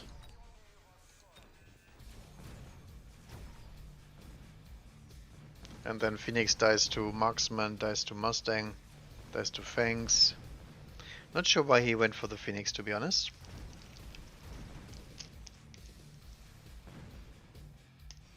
Good for me though, because the Mustangs will get a level. Will they? Yay, they will get level. They killed it at the same time, I think. Tower exploded from bullets midair. Alright, Wraith, Arclight, Farseer. I love 4 Arclights, this is so good.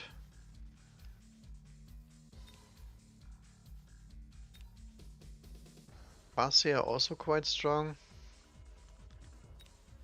I think we have to get the Arclights.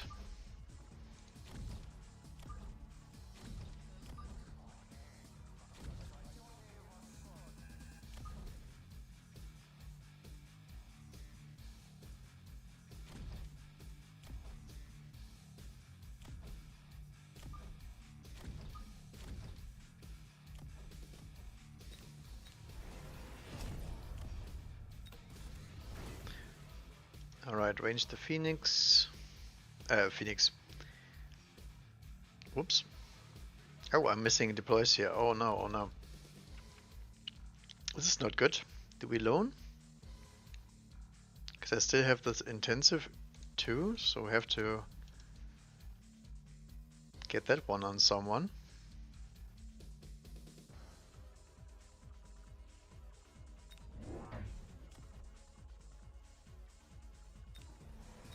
I will actually loan. Goddamn.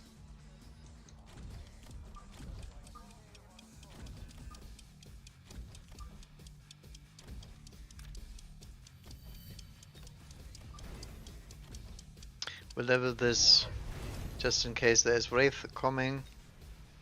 Farseer also very good with our marksman. So we now have Orange Man. Oh, what is this? Okay. Good thing we have those arc lights, by the way. Now, for those of you who don't know, getting hounds with fire is a huge misplay if you're running this kind of board. Everything on the board that is scary right now gets countered by missile interceptor, and Mustangs are the best missile interceptors in the game, and we have subsidized Mustangs too, so that is questionable, to say the least.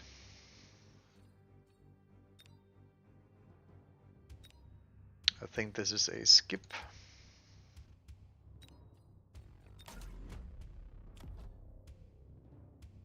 So we can't go for missile interceptor this turn, but we can do it the next turn.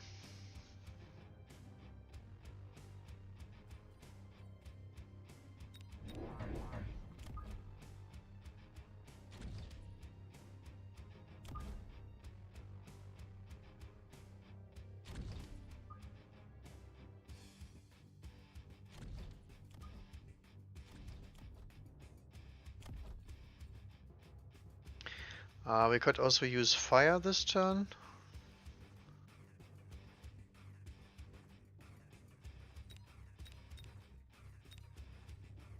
I think I will actually try to bait him. So we'll do the usual mobile beacon thing against the Stormcallers.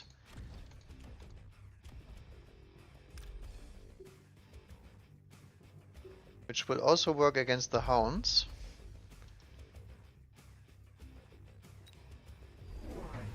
Because I want him to deploy more Hounds if possible. Alright, so we need EMPs on the Marksman to deal with the Wraith. We don't need to, but we should.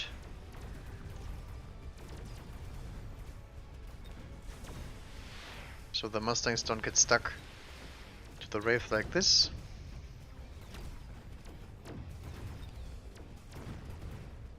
Yeah, we're even winning before the Interceptor. The Hound walked into its own fire missile. Feels bad, man. Poor doggy.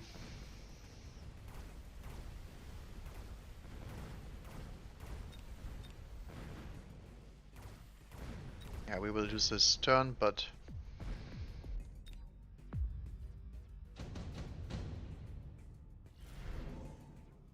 that's fine with me. Alright, this is a great item too. I also love Acid Blast, but I can't use it, unfortunately. Actually, I should have put the item on this Mustang. That was my bad, because we leveled this up and then we intense training that.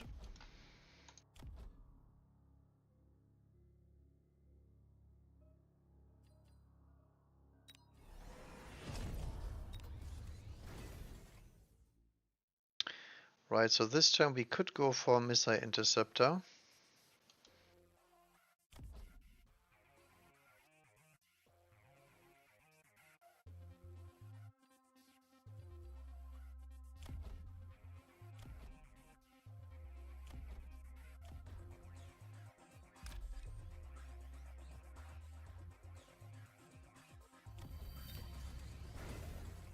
But I really don't want to.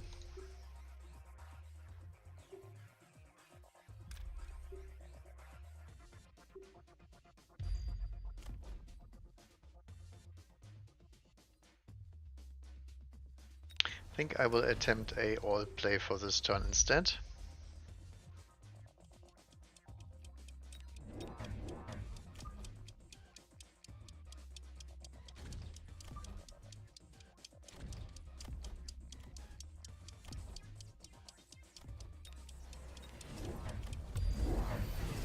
Acid on me.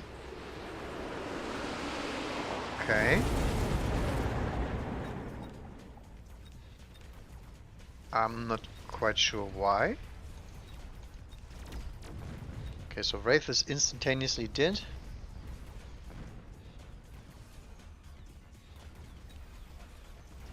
What do I have that needs acid? That would be my question.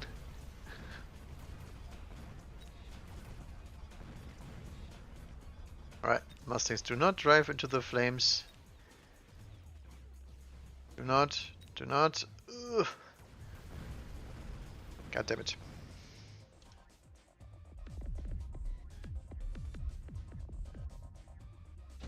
I love this though. This is a great board state. He doesn't improve his board at all. And we do. We could go for the Wasp then, because there is nothing to counter the Wasp. Sandworm is pretty good against me. So we can go for the Saber to counter that one. Because he will not go Wasp for sure. He could go Fortress, but that's pretty slow. Or we just counter Worm him.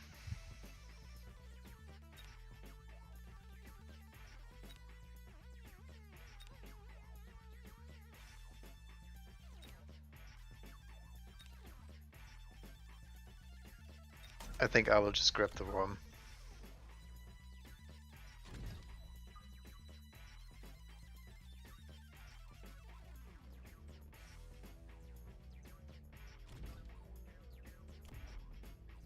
So this is finally the unholy turn where we do it. We also deploy a few more marksmen.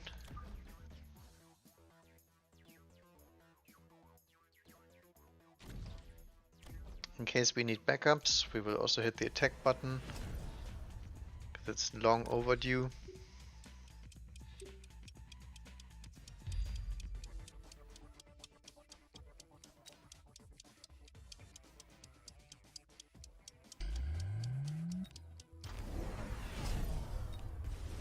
He also ranges the Wraiths, okay.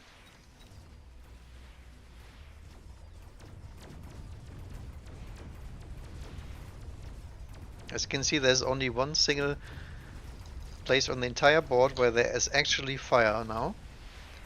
The Farseer doesn't do any damage because it gets countered by Missile Interceptor. The Stormcrawlers get countered and whatnot. The only thing that survives this is the worm. And the worm is sitting in his own asset. I love it. There is some big plays right here. And if you're wondering, the worm doesn't get back his HP either. So if we EMP that, he loses the HP forever. Alright. Haste module, absorption module. I think I will put the absorption module onto a worm.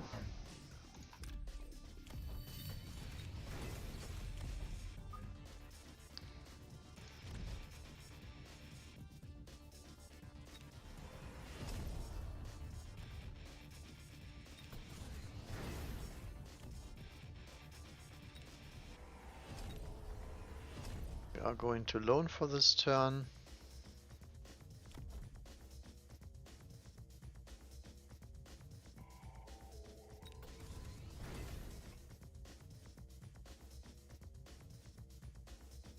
Actually, I would like to have some fire. Maybe I should deploy a unit over here so he fires himself.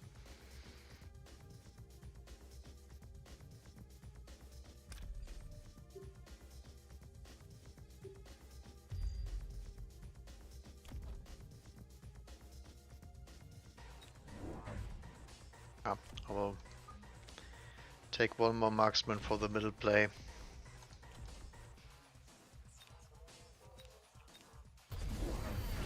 Okay, he goes for oilage because he knows that the fire will most likely land in the middle. I think I actually want to deploy some Mustangs here and try to prevent that. Yeah. That was my bad. I could have played around that. On the other hand, our Mustangs are staying pretty far back for now. And now we have worm on worm action. Except our worm is way tankier. And his Brave do not do anything to the worm. Okay, so we need a marksman over here to tank this Brave as well.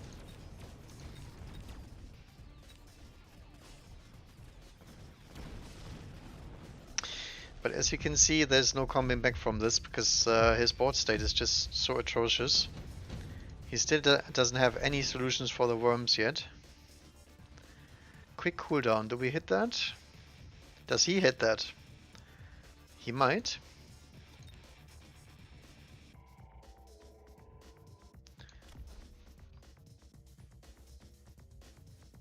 There might be an air cheese here, right? If we put a unit here. The Farseer should target this one. Actually, I will try to do that. I will do it for science.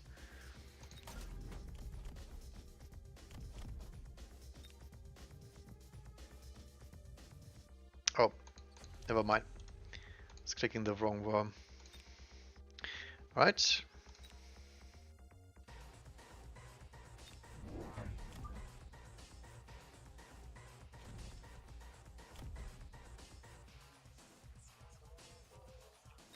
I will even deploy another crawler here.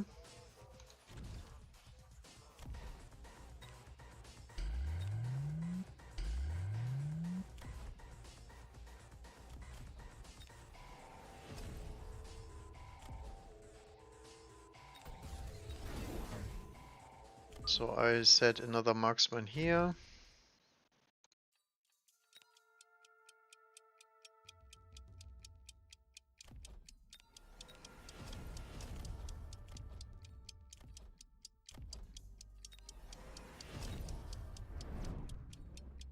Oh, I missed my crawler. Damn it. He actually deploys a Phoenix wreck here. So sad. What the hell? Oh, there's a Vulcan drop. Right. I completely forgot about that. Okay, but we do survive it. Oh, a worm dies. Yeah.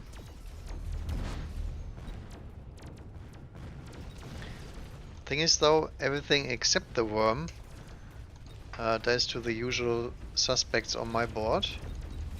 You just need one EMP hit, and since the worm goes underground, you will get EMP'd on your waves. GG, well played. 1600 guy, yeah. I like this hound strat, but it does just not work like this. I've seen it too often. I like this though. I saw this on a different player, Chinese player, that just elite recruited a level 2 worm into a giant spec worm just to buffer the worm from getting into the tower. And as you can see there, it was a really good play in the end. He surprised me a little bit with the Vulcan here, but we shielded and we were fine.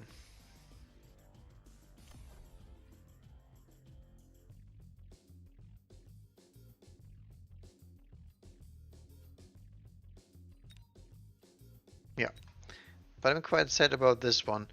I actually need to replay this game and then let him not plant this here, and then see if the Phoenix would get in or if the Farseer would turn around. I would have liked to know. We're not making any MMR here, that's for sure.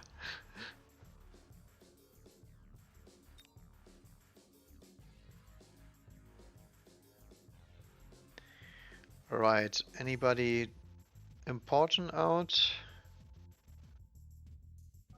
Hackerman is out. Fresh Pro unfortunately also didn't make it. RIP. Lost to the number guy.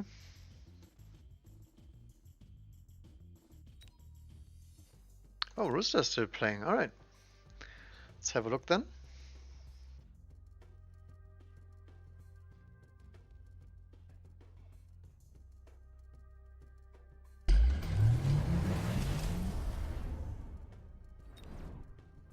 Rooster is playing his Phoenix Cheese, alright.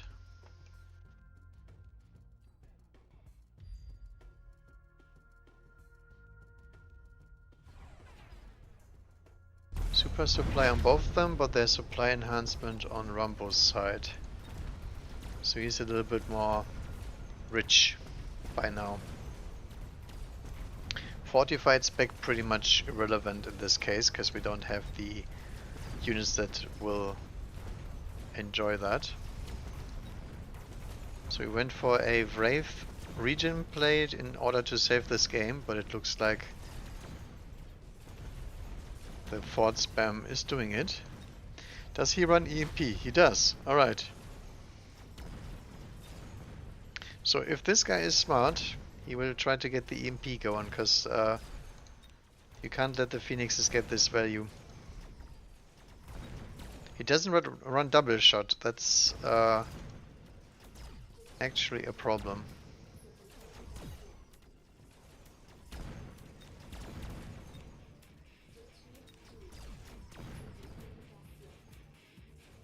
Alright, that's not a loss yet.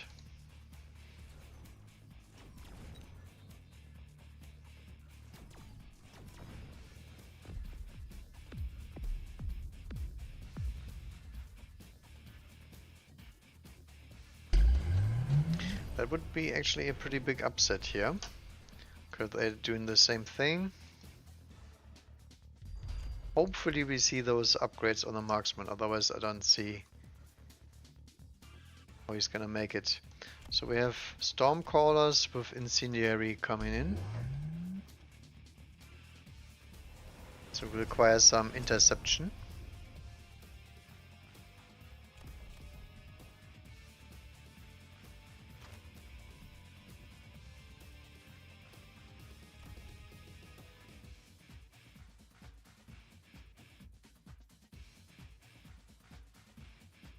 Yep, EMP is clicked. That's great. Not sure what's up with that. Maybe he wants to win the crawl duel in the back. No crawl attack for this guy. That will delay the marksman a little bit, but to be honest, he lost that fast in the last round, and the Stormcrawlers will hit the fire here everywhere, so these crawlers don't matter, it's just about this crawler. Let's see which one hits the missile. It hits the crawlers. Because I think the EMP should carry this. The EMP on marksman and not on the forts should mean that the phoenixes die when they get shot.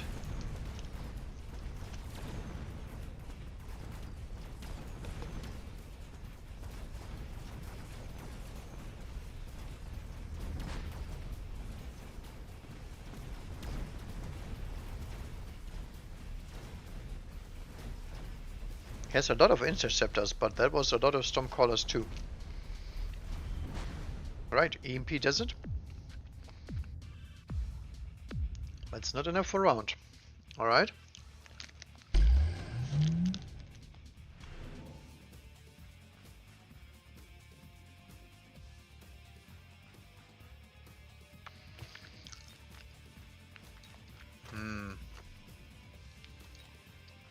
Vulcan Cell. Do you want steel balls? Not really.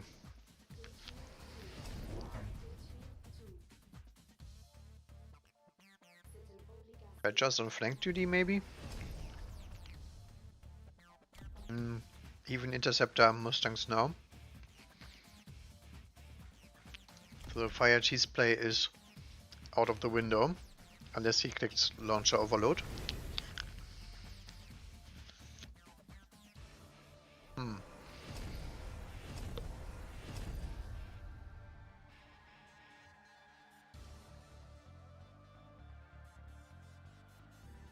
I don't know. Looks like a loss to me. He hasn't even clicked fort range yet. He has so much money.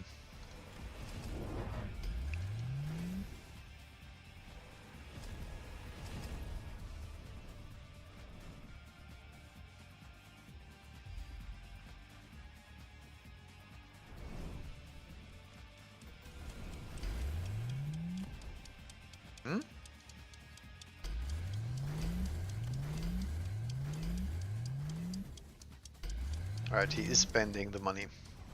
Took him some time. Oh. FPS out of the window. Ouch. So that is a lot of fire from the napalm. However, the marksmen are not moving anytime soon because they have area spec. And there's very little phoenixes surviving after this.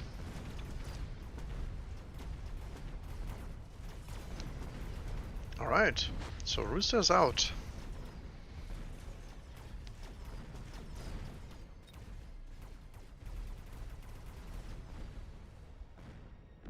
Fang Spawn didn't do too much in that game, I would say.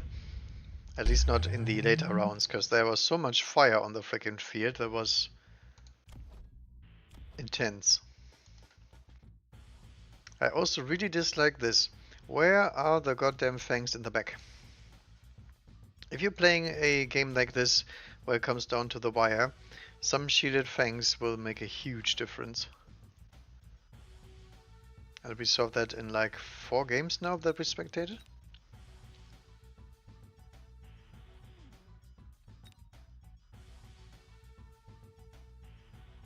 Alright, 20 players are out now.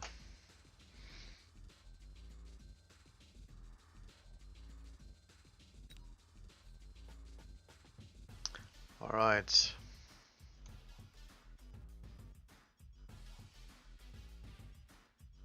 So Poochie and Rooster are some pretty big upsets.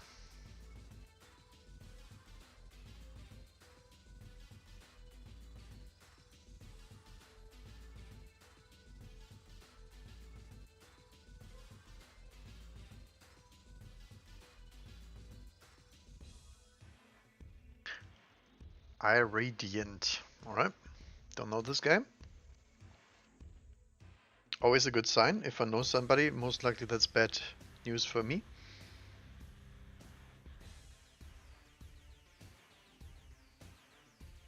I think I will switch to Earth as well.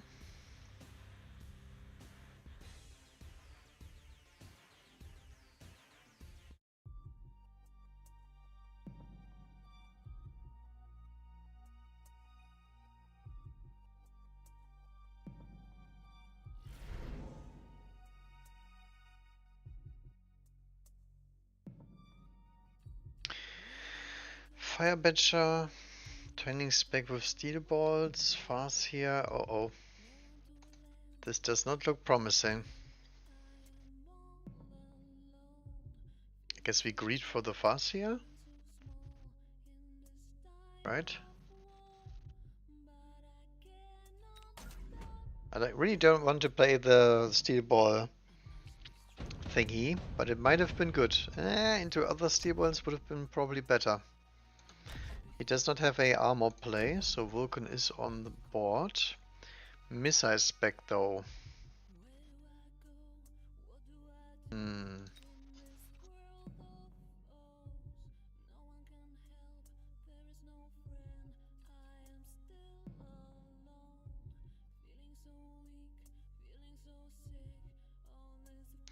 we get arc lights? We get crawlers?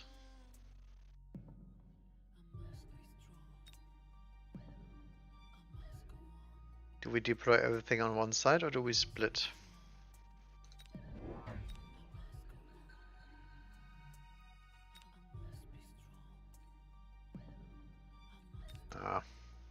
Like this, I think. We want the sledges to be in front for sure. Is he gonna be here or here? He's gonna be on this side, alright? That's actually better for us, because we have two marksmen there. So we now pray for a redeployment. And we need to decide if we want to go the Arclight way. There he goes, crawlers. That's worse for us because we need Arclights then.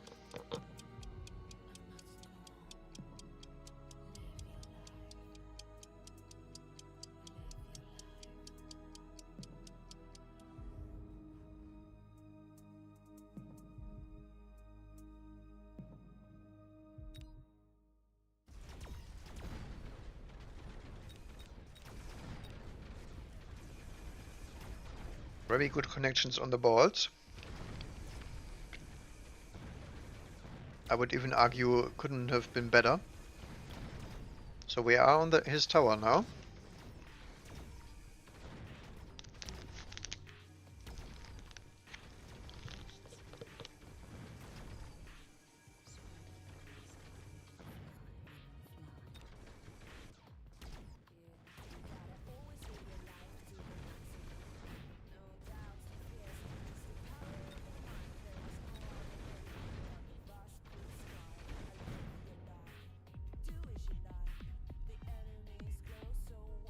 Alright, pray for a scorpion drop. Does not look good, but Fire Badger is pretty good. Because he doesn't have armor, and Badger is good into Crawler and into Hound. Could also go Stormcaller. That's very greedy though. Could go Wasp to force a reaction from him.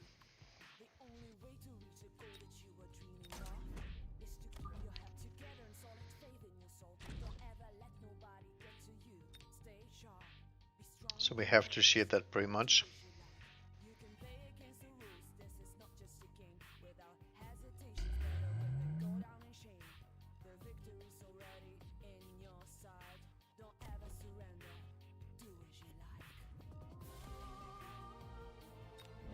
Since he does not have yet any sort of chaff clear, as far as I can see, I will deploy more chaff.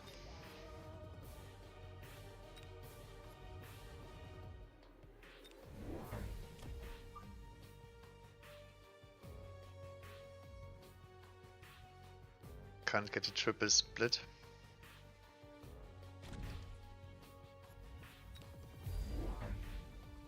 Goes for double missile strike. One missile strike. Which is the correct play to do. Hey, Stormcaller. That's nasty actually. My board is pretty weak into Stormcaller. And he's also going for a flank crawler, so we have to deploy another Fire Badger in the flank then. Which is absolutely fine. I want to get more Fire Badgers out.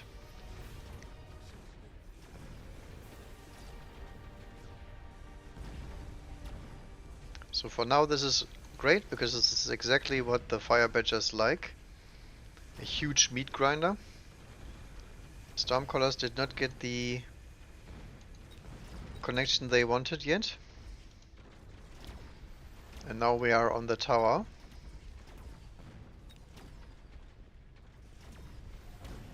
Alrighty. Fire Badger OP.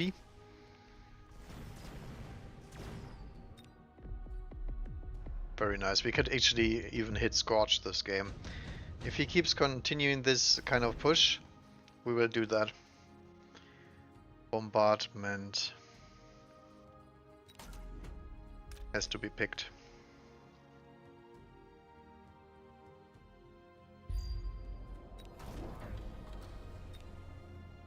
Yes, we will do another shield.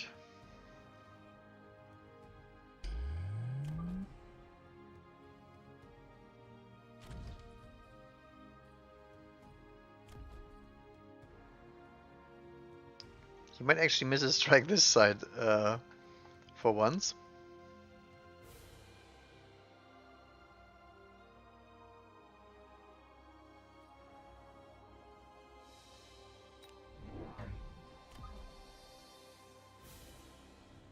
Then we get a Fang on this side as well.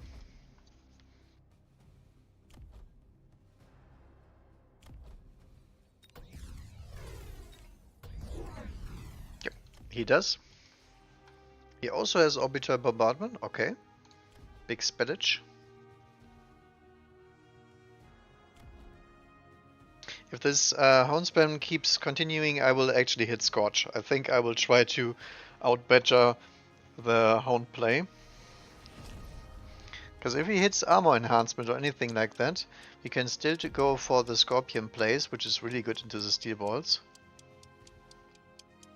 Does he keep the Orbital Bombardment for next turn?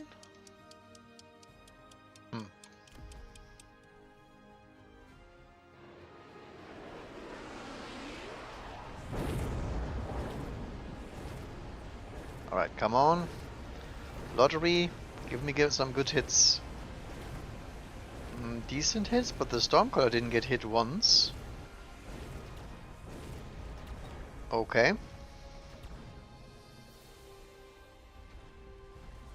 I'm gonna say it could have been better in terms of spells, but apparently it was good enough.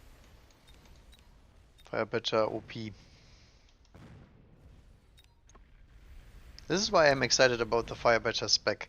I want to try and carry with those.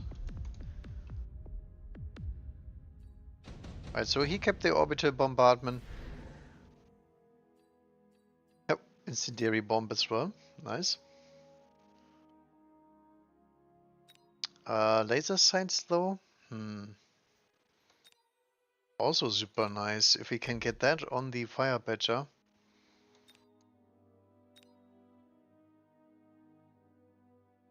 Because he can shield that stuff. Yeah, I guess I have to go for it.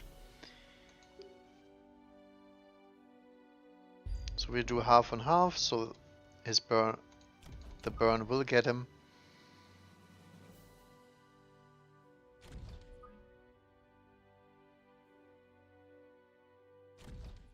Badger a little bit to the side.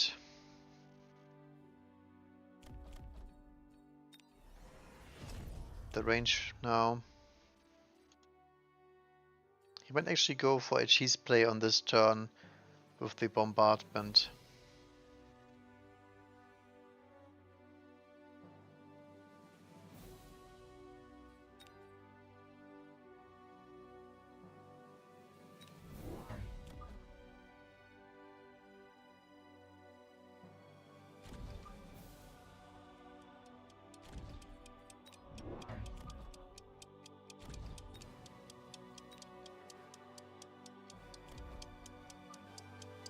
I don't quite like that. I'll put it in the middle, just in case something weird is happening here. Missile there? Okay. Oh, look at this. Phantom Ray with burst mode. Huh. Interesting. And he does that into the Farseer as well, which is one of the worst counters to that. Yeah, we will keep our shield here, no problem. This is not even close. Alright then. We keep our shield, is always a good moment. We have double level ups on the badgers, so we can go balls deep there if we will like. I will Iron Blast. Like so.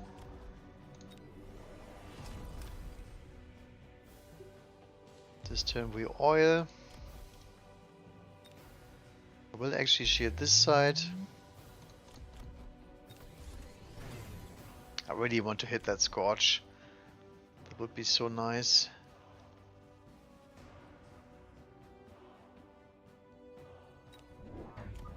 I will hide a Badger back here.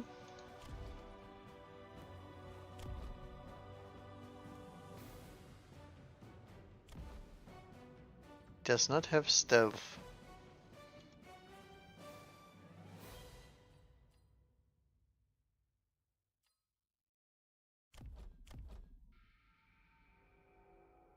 Not sure what to buy here. Do I buy another Farseer for any good reason here?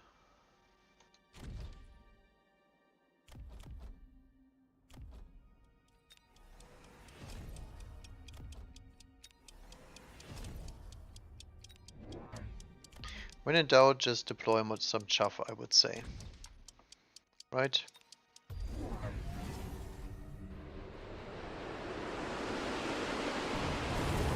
Right, Iron Beam. It's fine, Jingle. It's not that good, but it is okay.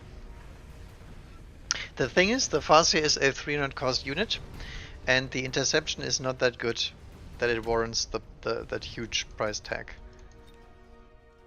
That would be a proper way to put it. And against burst mode, it doesn't work anyway. But it can come in clutch.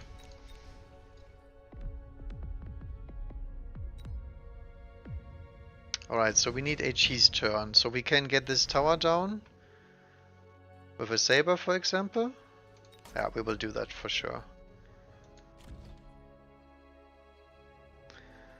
So saber straight into the tower.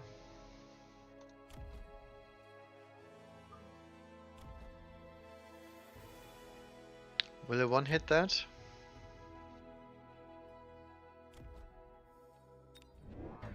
No, since there's burst mode phantom race here, we have to be a little bit more careful. Will he hit armor this turn? No, right? I mean, he shouldn't.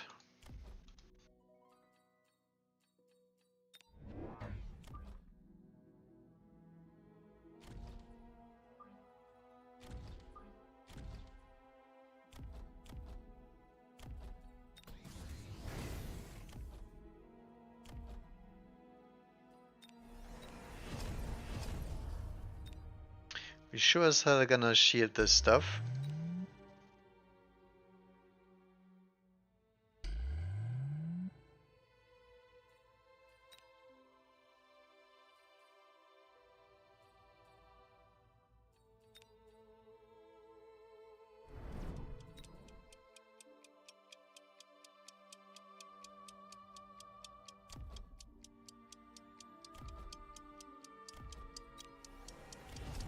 Yeah, I'm not quite sure. I think I will hit the Scorch. A Fortress, okay.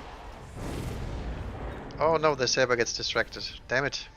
I should have sent something with that. Oh, wait, did he actually double missile strike that? I don't think the Fire Badger would die to this. Alright, so Saber did get his job. Alright. Come on, Scorch. Carry the game, so I think you are good. Just do it. It's pretty close. Yeah, okay, the fort is half dead, so I guess we should be able to finish, right? Big Saber is gonna tank, and then that is enough. On the nose. Actually, on the nose. It's quite annoying. But look at that 80,000 damage on the Fire Badger. It almost died just to warping in. And this one also. Big damage. So the issue is one of these corners turned here. I should have just put down a missile here. That was absolutely silly. I think that game would have been over instantaneously if I did that. And he did actually double missile strike my badgers out of existence. That was a good play. So the only thing I could have done is press field maintenance or double defense enhancement.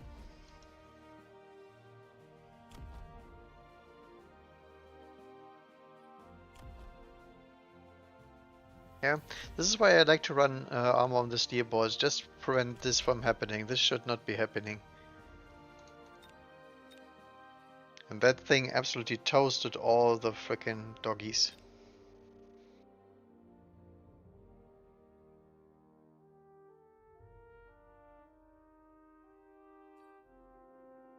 Alright. Can't even go into the season. Feels bad, man. What do we have? We have Skay, we have Dachshund.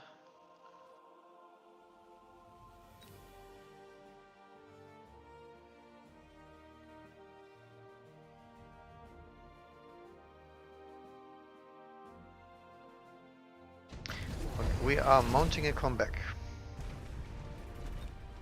Skay is sitting here with a war factory. This is interesting. But there's still fort spam going on. So Rambo, if we ever meet Rambo, we can expect full fortage. And as we saw in the other game, maybe if we see full fortage, we should go multi-melter. Poor war factory is getting bullied here by that freaking tower debuffing.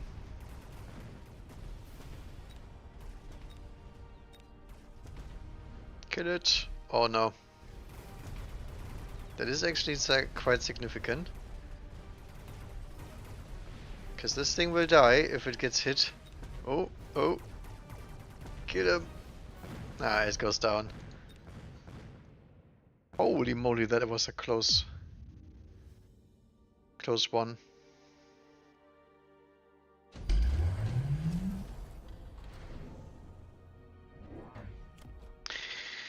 Now the issue is that the war factory here is bleeding money now.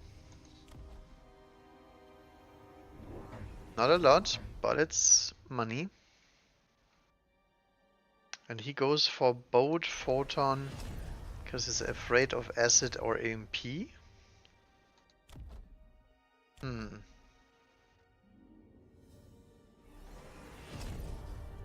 So the range for the photon emission is 100. So you have to be 3 meters closer than the attack range. So that's 1, 2, 3. 1, 2, 3. So it will hit the war factory.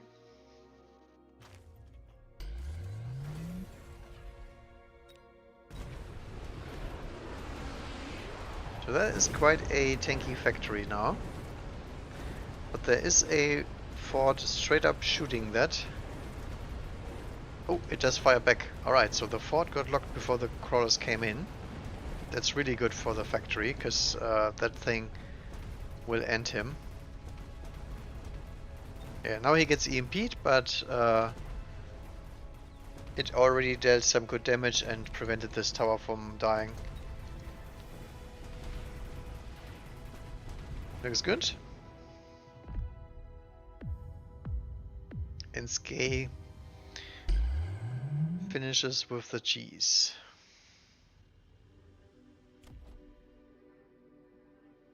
Okay, he's Typhoon Fortress. Interesting.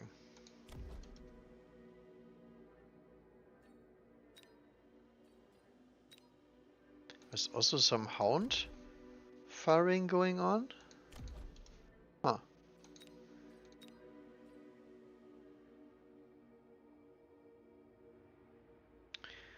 Alright, Doxon is still playing and Rooster's also still playing.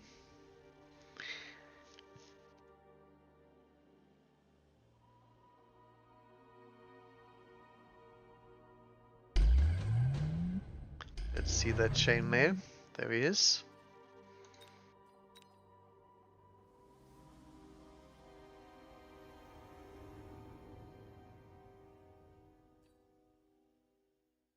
Hackers. Okay. Some hacking action going on. There's spiders, okay. Now, if you see hackers, does he have shield break? He has Stormcallers. Actually, one Stormcaller. That is terrible into Fortress.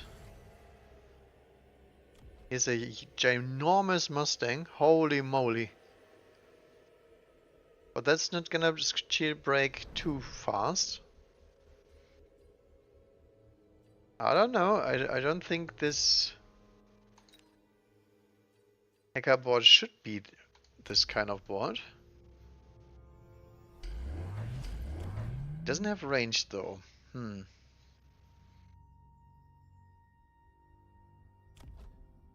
No fire on the doggies either. Yet.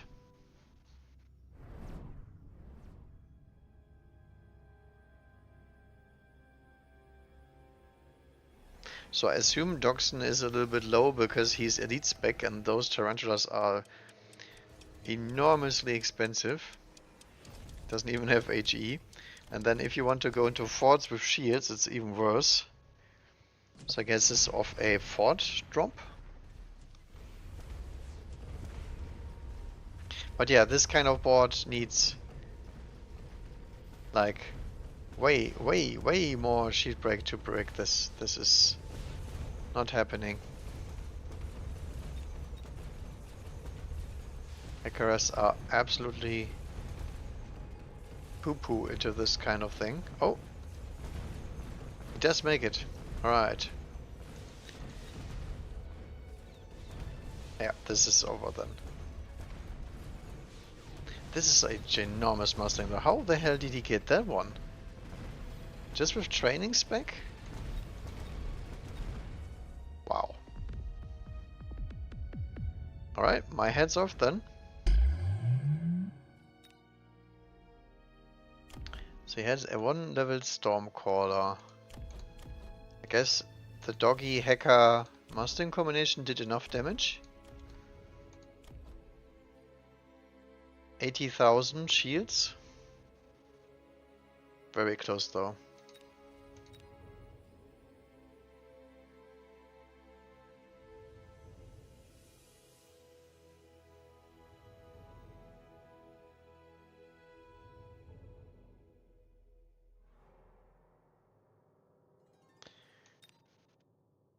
Alright.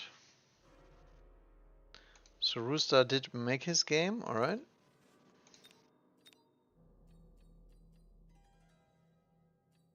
So how we're looking? Numbers is doing well. Skay is also doing well, and the Chinese guy is also doing well. Don't know who Arthur Maxi is. Hasn't played anyone that I know. CrossFit, I guess. So Doxon is out and Rambo is out.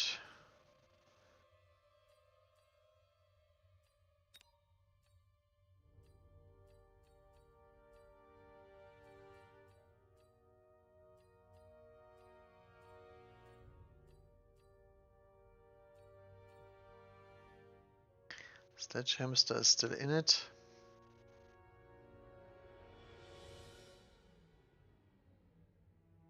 That's a lot of dead people already. Anybody still playing? No.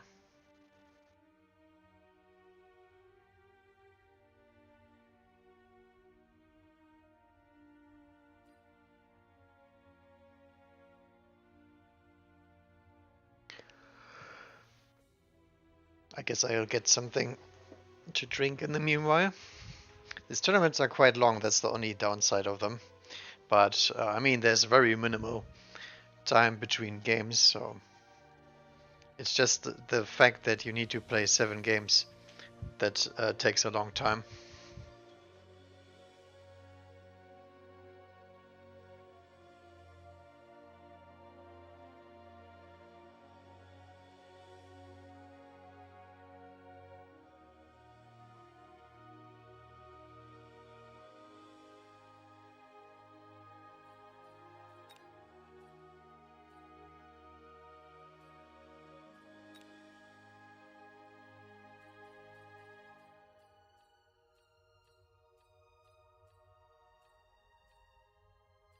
So we're at 33 right now.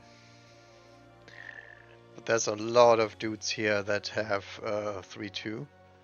Like, all up to place 19. Ecthoridon. I think that's a pretty good one.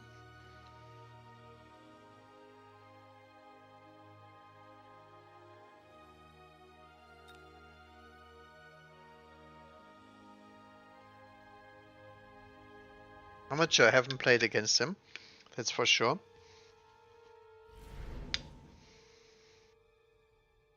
Right, so now we get a giant spec and not much else. Giant spec with speedballs.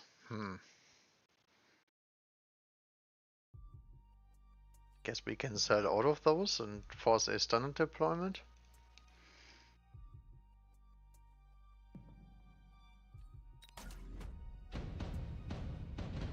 I think the rest of the packs is not good, so...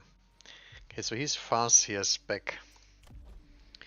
Also with no armored balls and a carry arclight setup. Alright.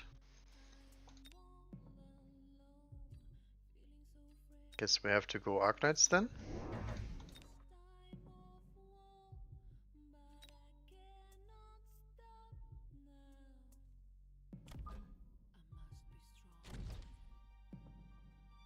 Oops.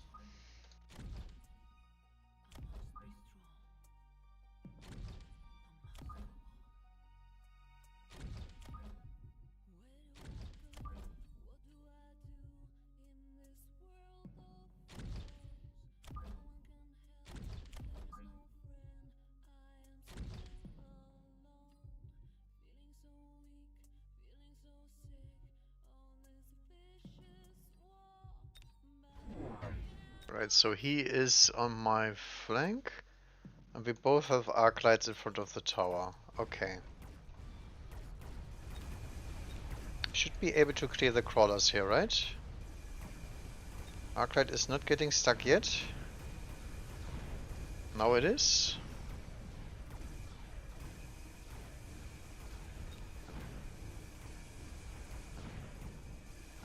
We have 2 lucky crawlers that get to tank. Okay, Arclight did trade out.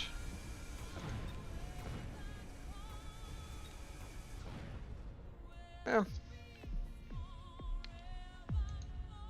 I think that was a decent first round. Shield airdrop. Pretty meh into this kind of board, I think. I'm gonna say skip. We could go Phantom Ray here. Just to eke out some tempo.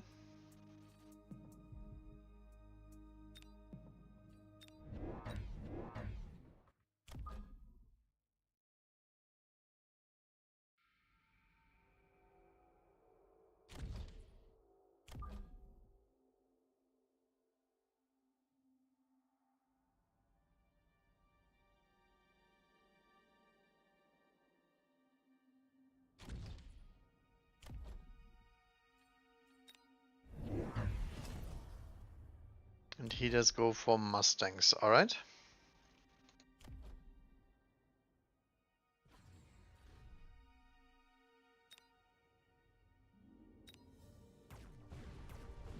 This is looking pretty good because we get a free Arclight kill and then we get a free tower kill.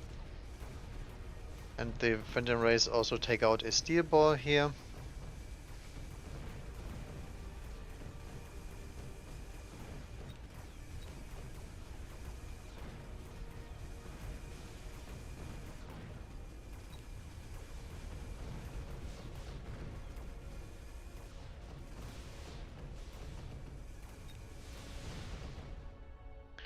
Very cool.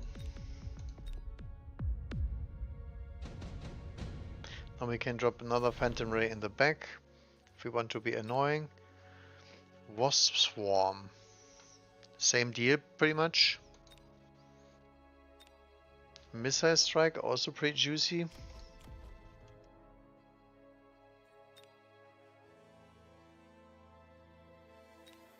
Rhino Assault I think is not very good for him.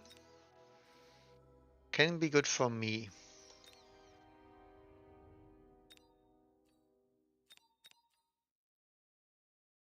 I think I will actually take the Rhino then.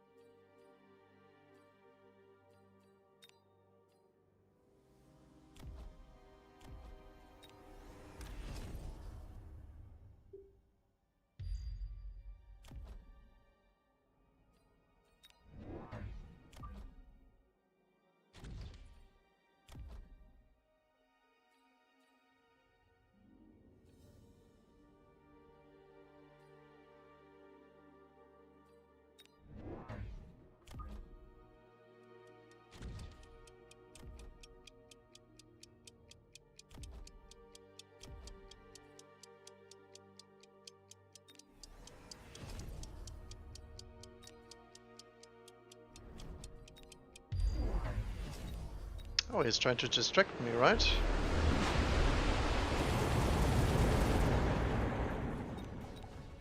Does not actually work out that well either. So now we have the Rhino and the Phantom Race on the job. Which should mean the tower's going down in time. Before the steel balls get to our tower, and that's all that matters.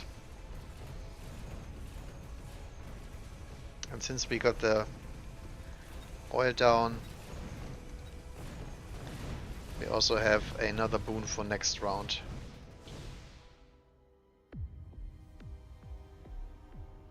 Good stuff, good stuff. So now he gets his Farseer turn. We could go for Wasp here.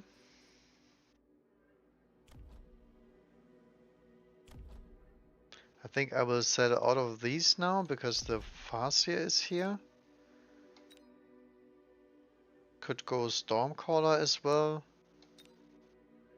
to transition this into a proper game. Just in case he goes Saber Teeth. Or we go the triple Sledgehammer deploy and have like a gazillion chaff. I think I like that. We haven't really addressed the steel balls at all, so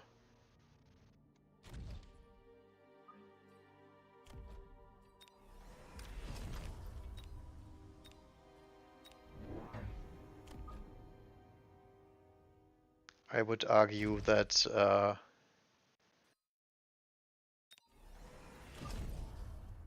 we should probably do so.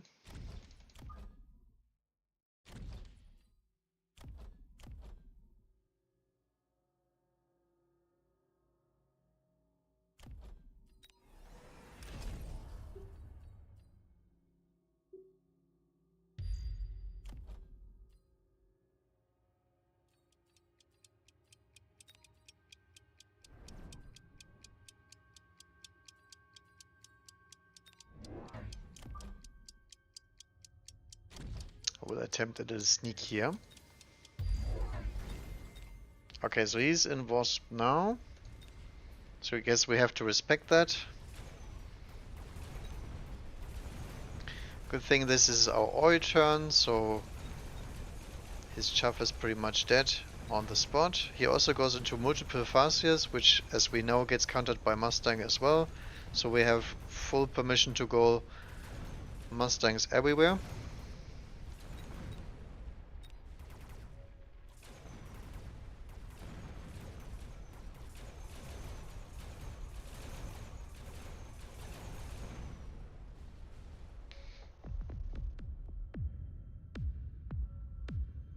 Okay. Absorption module is 10 out of 10 on Vulcan. We'll grab that.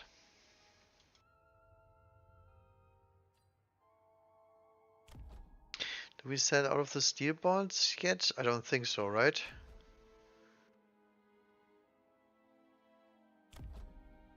Could actually attempt a flank.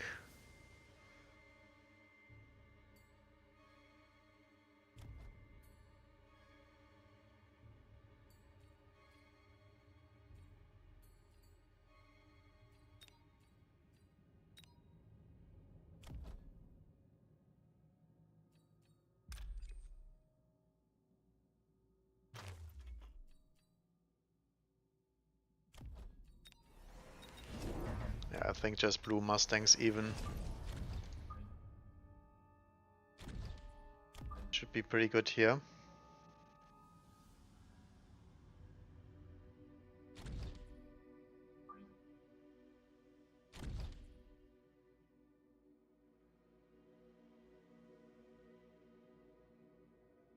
He does have jump drive though, so he might actually go back. That's fine. I think we can do it with the sledges for now.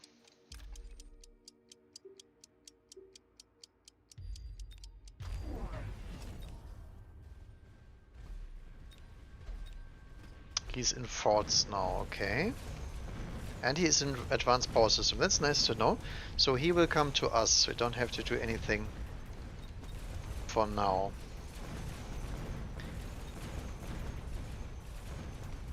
So the last thing we are missing is missile interceptor and melter. Some sort of a melter play.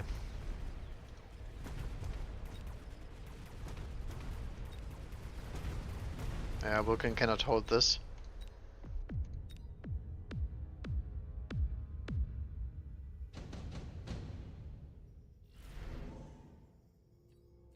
Raiden. Also doable, but not as good. Could go Wraith.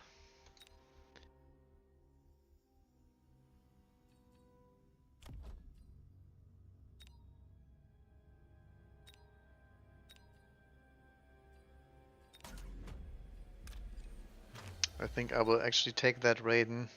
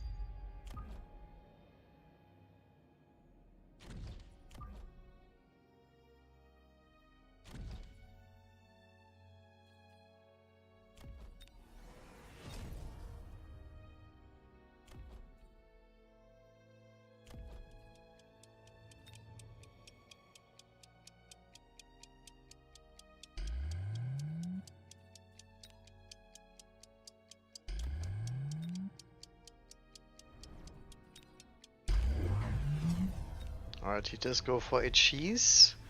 Let's hope the Melter is in range to get that Wraith down. He is in range for the fort for now, so I hope he will switch to this Wraith now. Yep, perfect. Alright. Exactly why I deployed him in the middle. And also a reason why I deployed a shield here. Alright, this is some big damage on him now.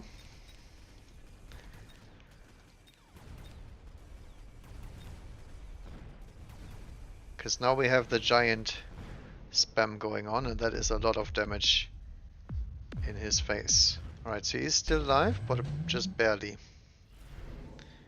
So I'm thinking we go in War Factory now, yet again, because we can put down a missile interceptor, and we can break these forts rather quickly.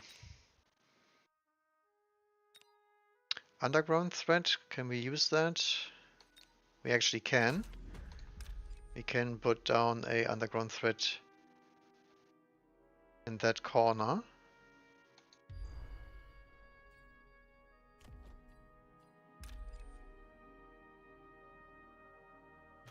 So we sell the ray.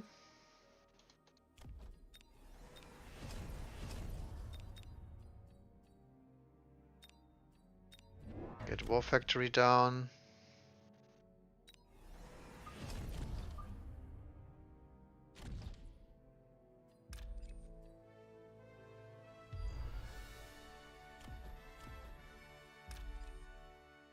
Where do we oil? Do we still oil this one?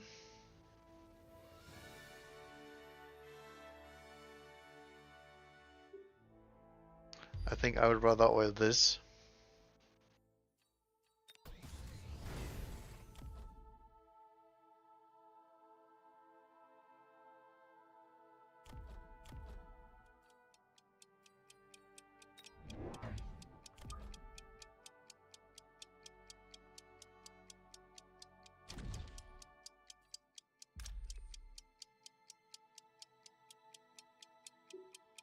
Ah, I missed my beacon there.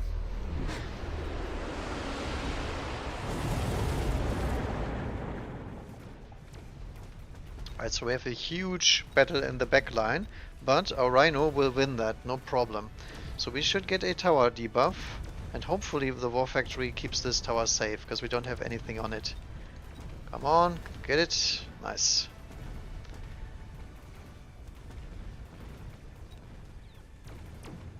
Yeah, this should be GG right there. Here's not the DPS required to deal with a factory, and Fast doesn't do anything. GG.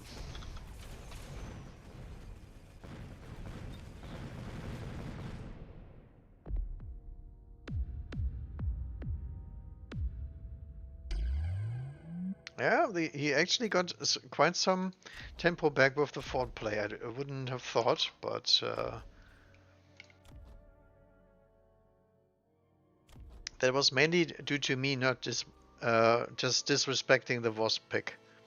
That was all. I wonder if he would have gotten the win even without the Rhino play. Alright, we're back to 1900.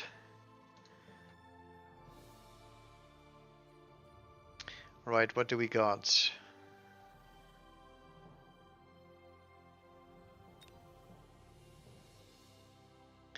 Guess we can have a look at Skay again.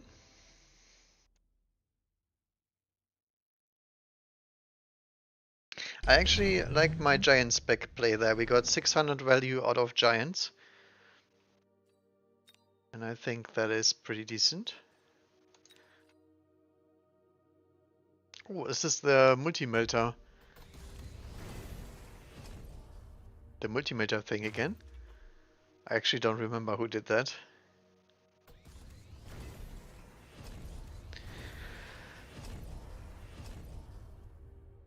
There's fire badgers everywhere.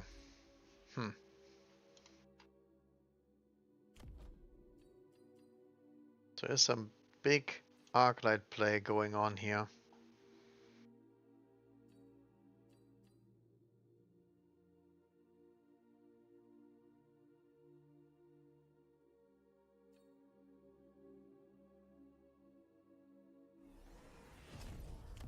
So he's again playing hounds. I'm not sure why Scale loves these hounds so much. The one problem is if you want this to work, you need 1, 2, 3, 4 hounds are here. So you need 1, 2 Mustangs and they can intercept all the missiles. That's the main issue for me with the doggy fire tech. The anti-missile intercepts these rockets really, really easily, especially if they travel this far. If they travel 160, they are moving quite slow, and there's a long time to intercept that.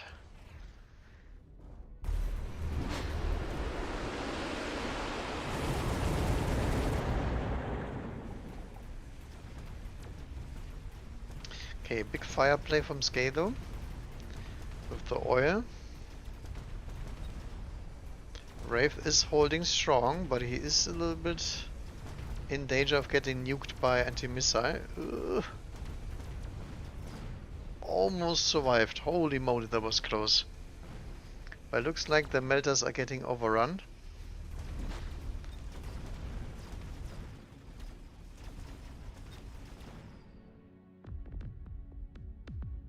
So is he gonna go for his big plays yet again? He does not have the spider army this time, so he's not in the same position. He's more in a semi-aggro circle. Just like I was when I was in my predicament earlier.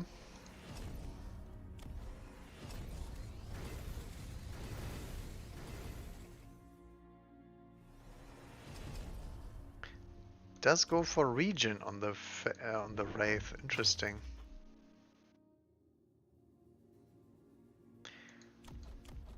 Do we have EMP? No EMP on marksman.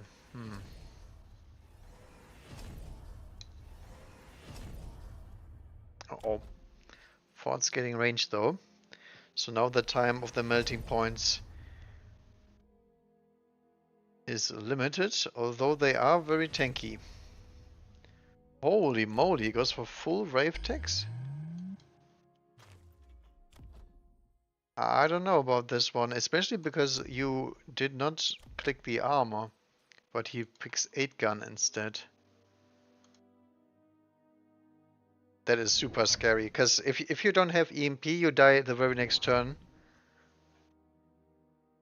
And the Wraith might still just die to normal fire from the burst from the forts and Mustang and Marksman. Yeah, I don't know. There's an EMP happening this turn as well. Ouch. That's game over, I think.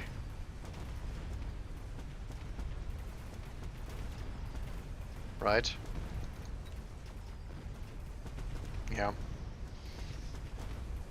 EMP blast, pretty strong.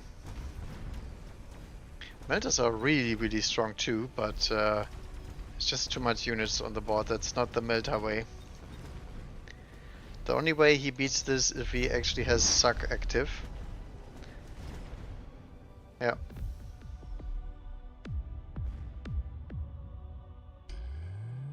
So I think with Suck he could have survived one more turn and then he would have died to the same thing. If he did this or the Suck, I think he would have died to EMP both ways.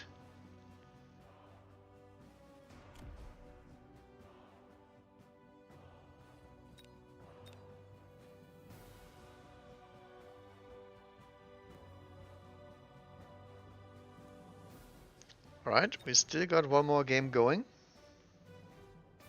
People hanging on by the hundreds of HP.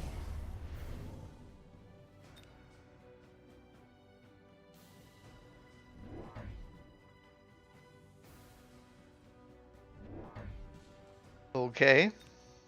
Oh, there is Mr. Melterman.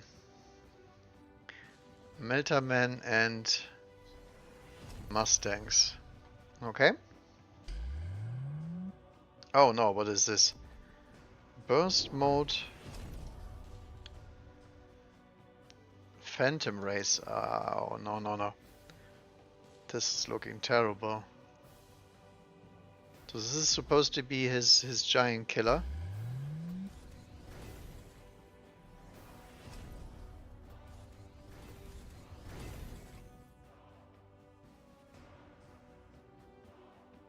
Mr. 201 does not have EMPs in the air yet, but he does have multi-melter, which does outrange this Phantom Ray.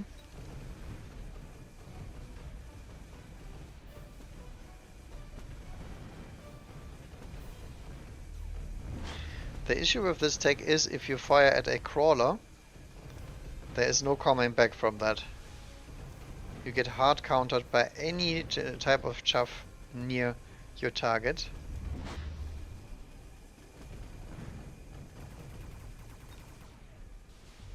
Yeah, he can't beat that. No EMP, no fun.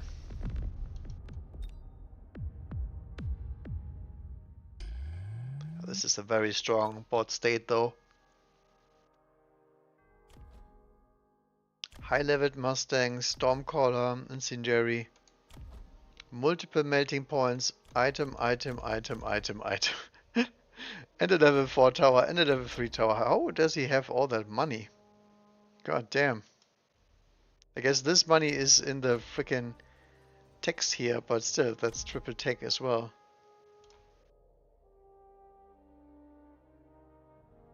Efficient giant manufacturing.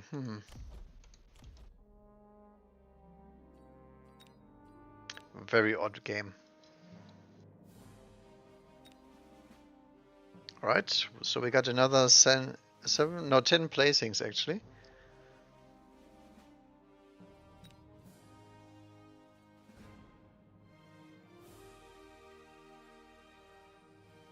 Zimp is out, CrossFit is out. A bunch of good people are out of the game. Candyman is still here. I wonder if we get Candyman or Sledgehamster. He also got beaten by Fresh Pro.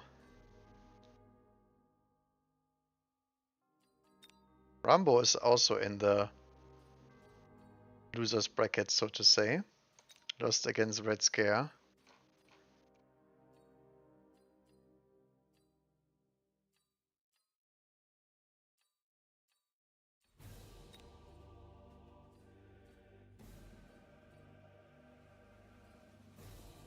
Yeah, Fresh Pro knocked out a lot of people.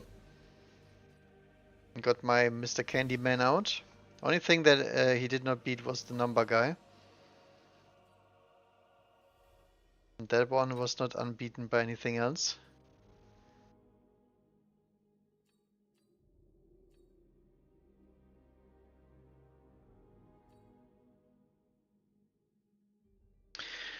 Alright.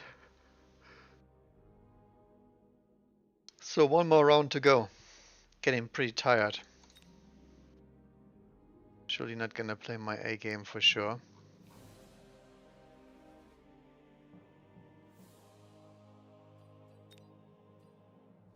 The top is still looking pretty scary though, like these four here are really good.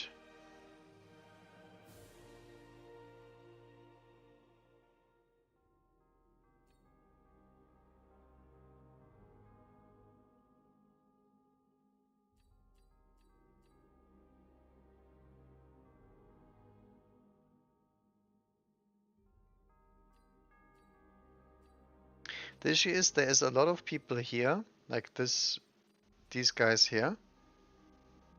Oh, god damn it. Yeah, as I was saying earlier, people tend to leave. Who abandoned me? Can I find out? Who was it?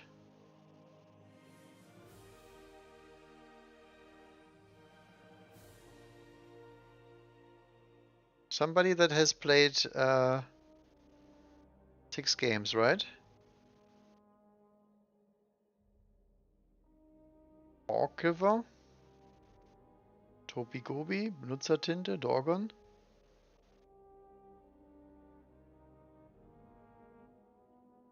Shame on you.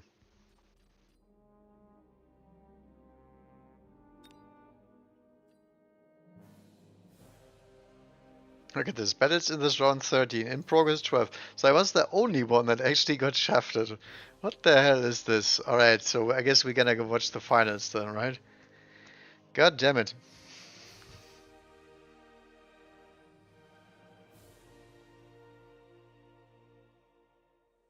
And the worst thing is, I'm not even sure if I get any minor points for that, since I can't even compete. That sucks. Yeah, I don't know. I think if we could have beaten the first guy, I think the first guy was actually a close game. I'm 100% certain that was winnable. It was just my brain was expanding by the minute, but it wasn't expanding fast enough. And the other game, I think I would have lost. So I think in an ideal scenario where I play at 100%, that would be a 5-1 right now. I don't think I would have beaten the other guy. I mean, I could have, but it was an incredibly scuffed game. I think he made a lot of mistakes to let it come to that kind of scenario. All right, so we have the classical Farseer combo, and Skay does not have anything. Ouch. So this is gonna be an interesting game for sure.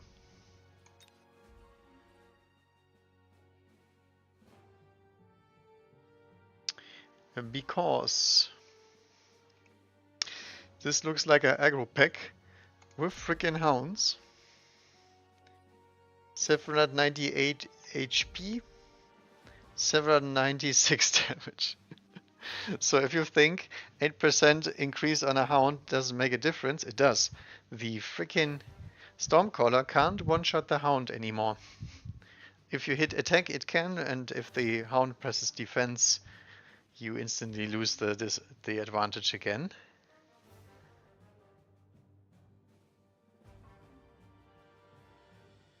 So Skay is gonna play a big game here. He's playing versus Mr. Multi-Melter, and Mr. Multi-Melter got his desired pack, I would say. I don't think 201 plays anything else but Stormcaller and Fangs if they have the choice.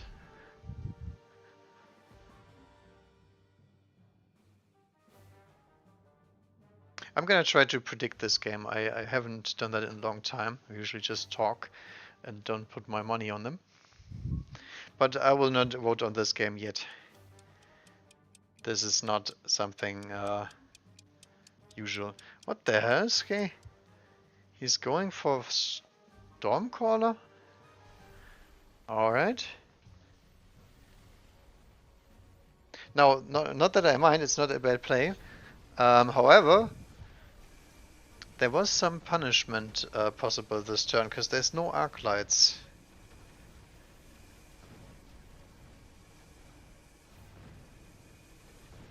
So for now, Stormcaller is not actually performing that well, I would say. We'll see.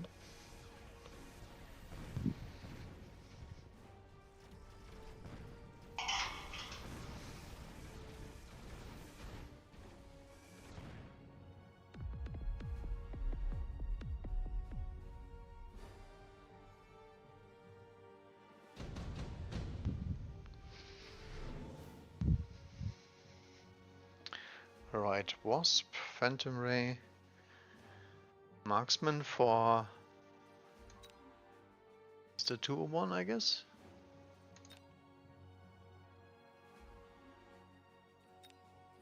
Has to be air units for Skay. Let's go for the Wasp in the flank, just in case there's a Phantom Ray drop.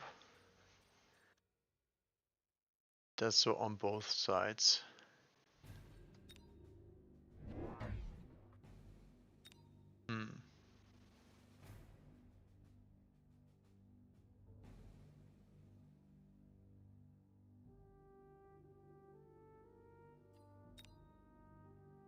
Does actually opt to go for the Tarantula. That is a play.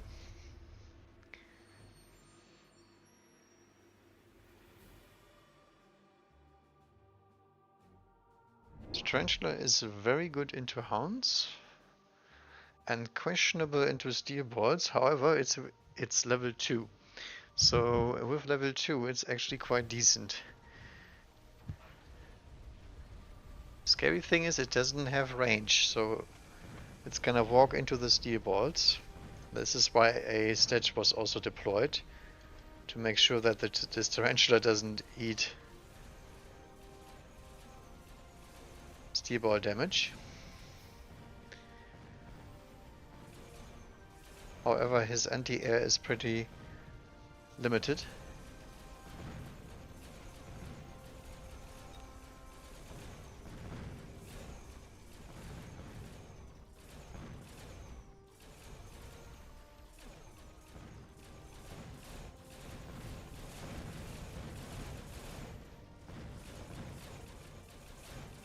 Yep. So close round for Ski.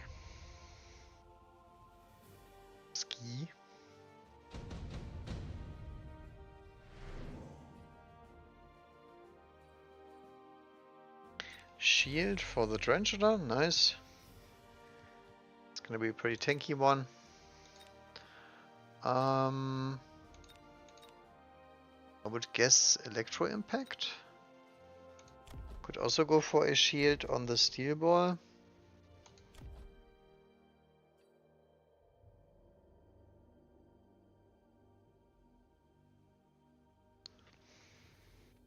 Not sure about this one. So what is Mr. 201 gonna do about the wasp? More fangs?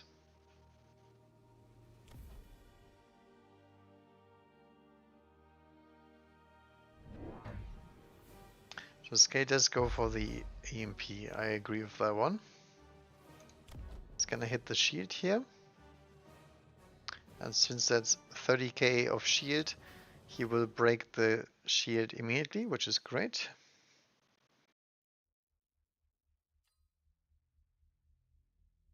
And since it has 2 rounds of cooldown, it will come up multiple times this game, at least 2. Ooh, hacker play. This is some spicy meatball. So he's gonna go for incendiary, I guess. But for now, this is untagged hacker.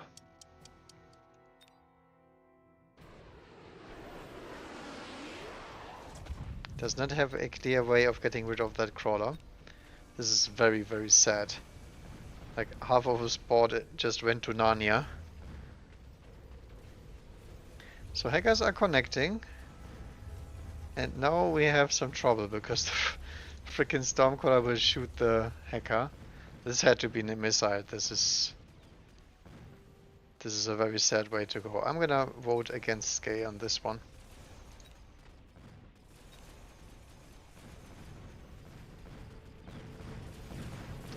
The only reason why I do that is I don't think the incendiary hound play will work. And I don't see how he's gonna win the game with hackers without incendiary. So my impression is he's building a dog cage. Roof melting point. Will he take that?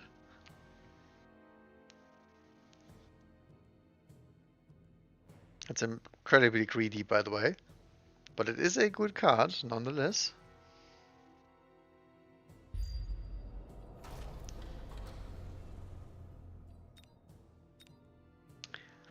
Bombardment and subbed Mustang.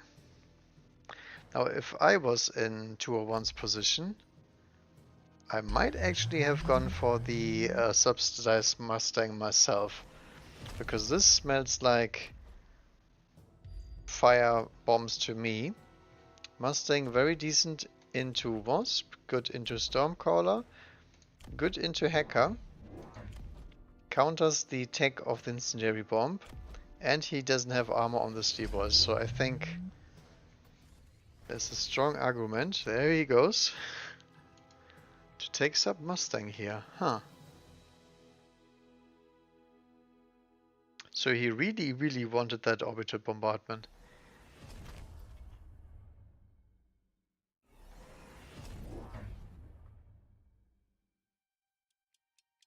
So Skye is getting the shields out to respect the possibility of some shenanigans. Oilage, Firestorm, tank shells of those storms, huh? Interesting. Yeah, but still, no chaff clear to speak of for Skye.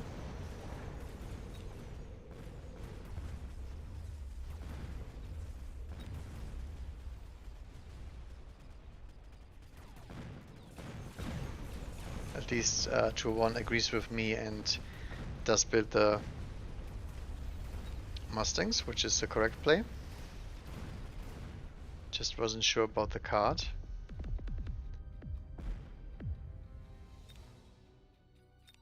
I'm going all in.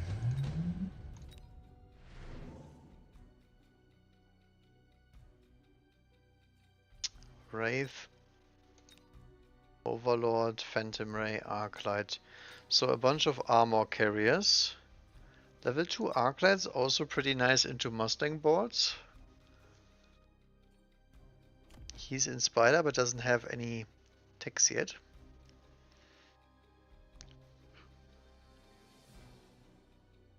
Does go for the boat.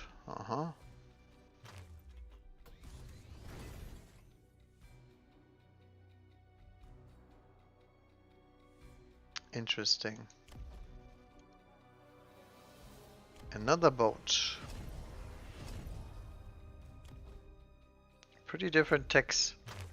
Both have the carry techs, and then we have Field Photon versus Wasp Photon. So Wasp probably not gonna get picked this game because of Mustang.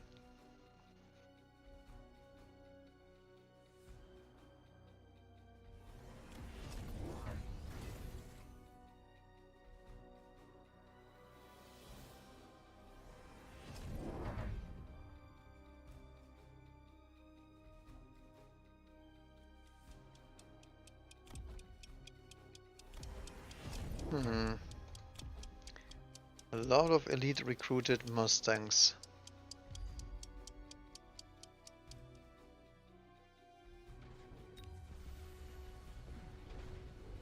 Wonder why he kept the boat, because of the barriers? Maybe. Maybe because of a armor carrier, since he's committing so hard into Mustangs.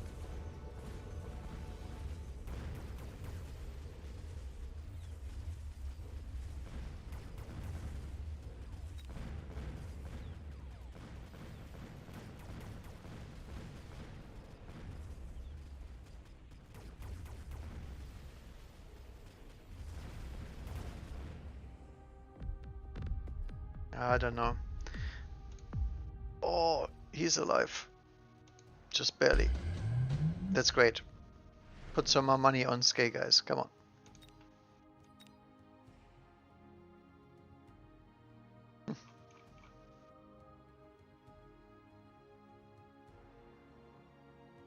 Oh, I actually predicted for Skye? I'm stupid. I wanted to predict for him. Yeah, this crawler pack here, this is the issue. Okay, in that case I obviously will lose my money. I was trying to vote for this guy. Did I actually misclick? Oh no. Look at this. My 250 inside, no.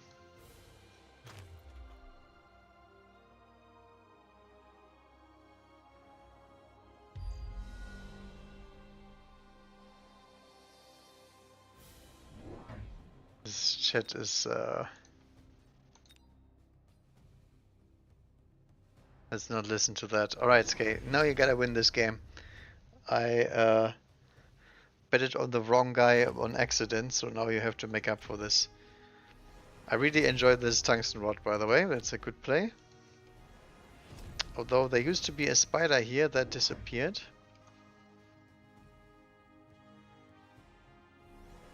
Now his chaff clear is still not that good, but Skye doesn't have any good chaff. Oh, there he is.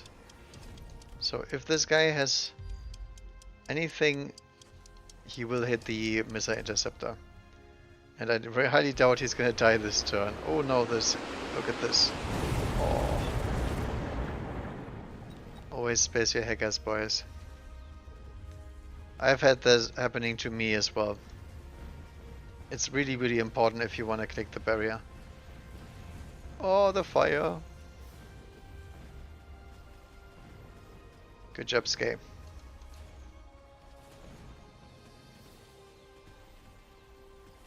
Oh, Spider does die to the flames, does it? No, okay. Every single damage point counts. Because he's in kill range now. Unfortunately, if this guy knows what he's doing, he can counterplay this in one fell swoop.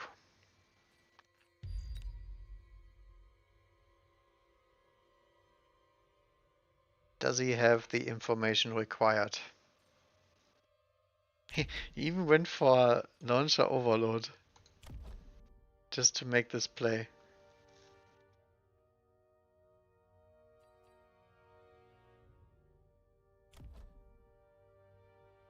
Actually, I think leveling the hounds and pressing armor is worth it in this case, because he's over relying on these on these mustangs. Skay can also hit missile interceptor. Would counter the boat and the stormcaller, but it's probably not worth it. It's just too expensive. Melter.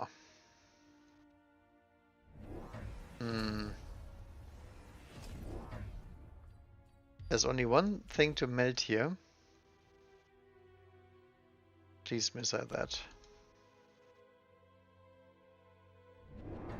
So now he's getting oiled back. I'm not sure what this launcher overload is all about. I think the launcher overload was a pre-tech by Skay in case his opponents would predict that he would go for incendiary bomb. That's my thinking here. Alright, see it.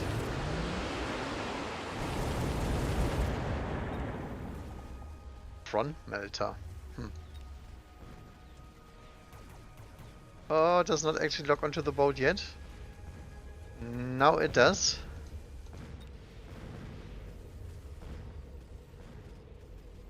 Yeah. And the dream of the dogs is yet again dead on arrival. Unless all these mustangs die to the fire. Uh-oh. Nah, he's good. If one mustang survives, I think he is dead.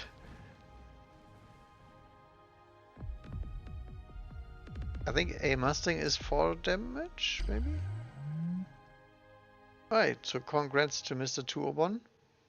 Showing what the melter is all about. Rip inside. Right, we still have Apuchi playing, that's nice. Let's have a look at that.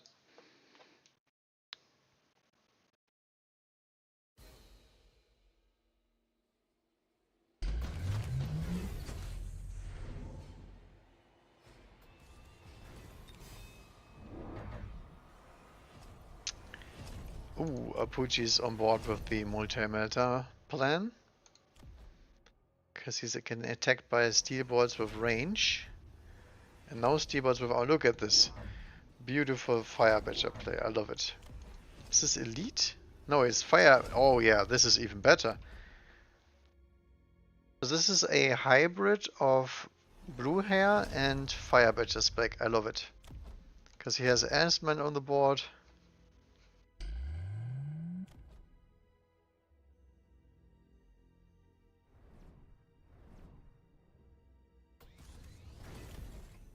Big melting points here.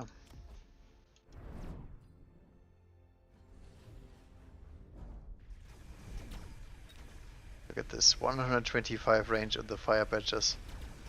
Awesome. So just a little bit less than the Vulcan. But obviously way more reliable because there's more of them. More bodies.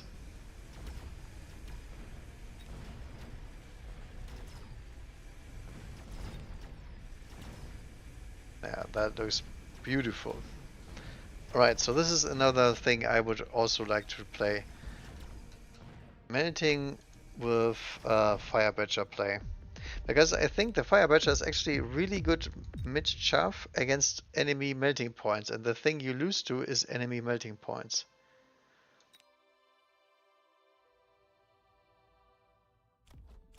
That is a lot of steel balls though.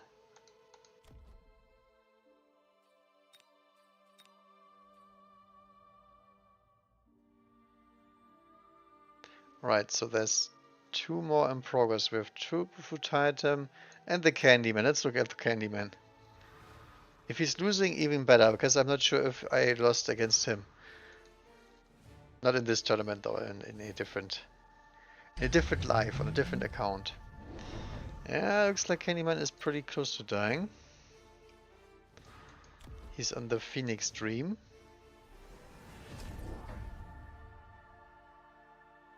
There's also a Phoenix Dream on the other side. Wow. What a game. Is this actually supply enhancement paying off?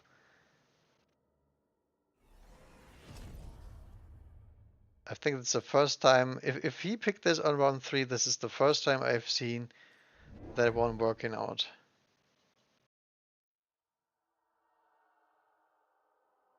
What is this about?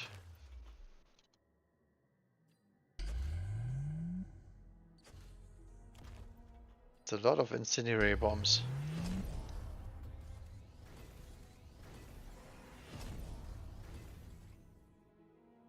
Hmm.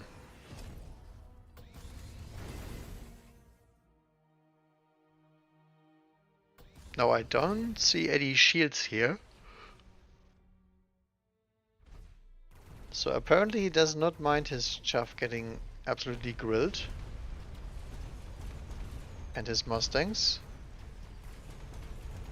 Oh no. I think the Candyman is doing it.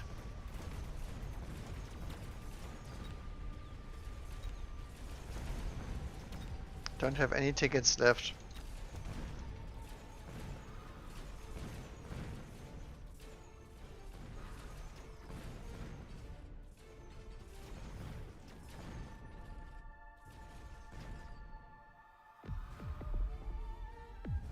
Not quite yet.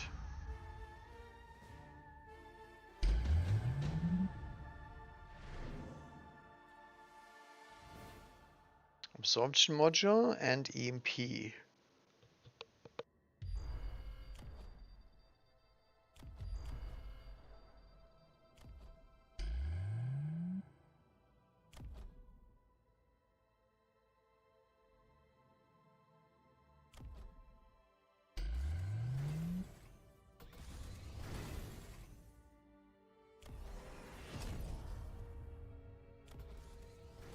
Right, best partner was clicked. Probably not the best turn to do that, but it's fine.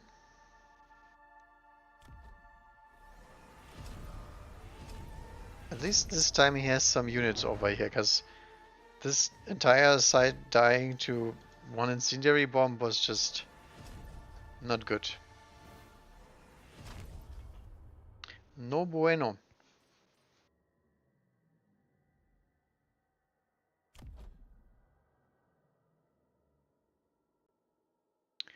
Alright, I think everything looks fine.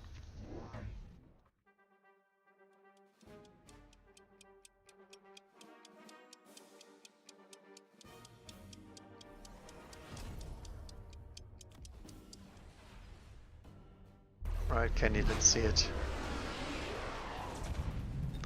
So the Phoenixes getting hit is a pretty big deal.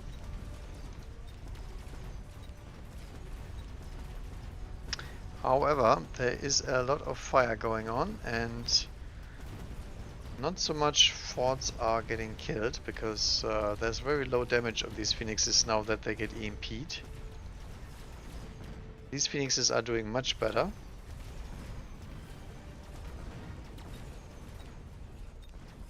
Yeah, but these marksmen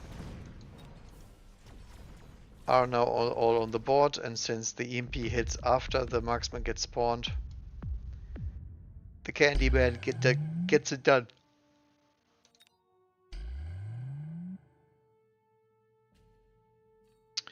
Alright.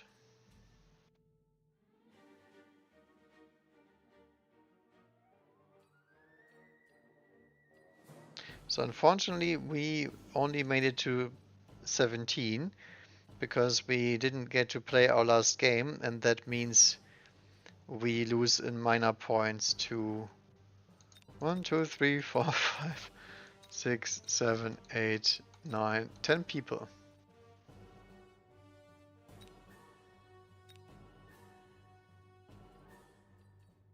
Yeah, it was still fine. I think 17 out of what? I think it was a lot of plays this time, right? 125. Alright. So now we get a little medal here.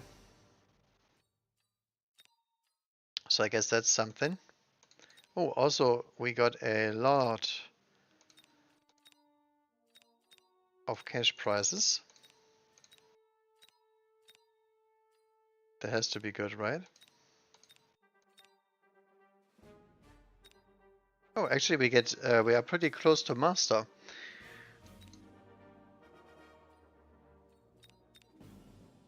Do we get more points for competing? I think so. Alright, so that's it for me.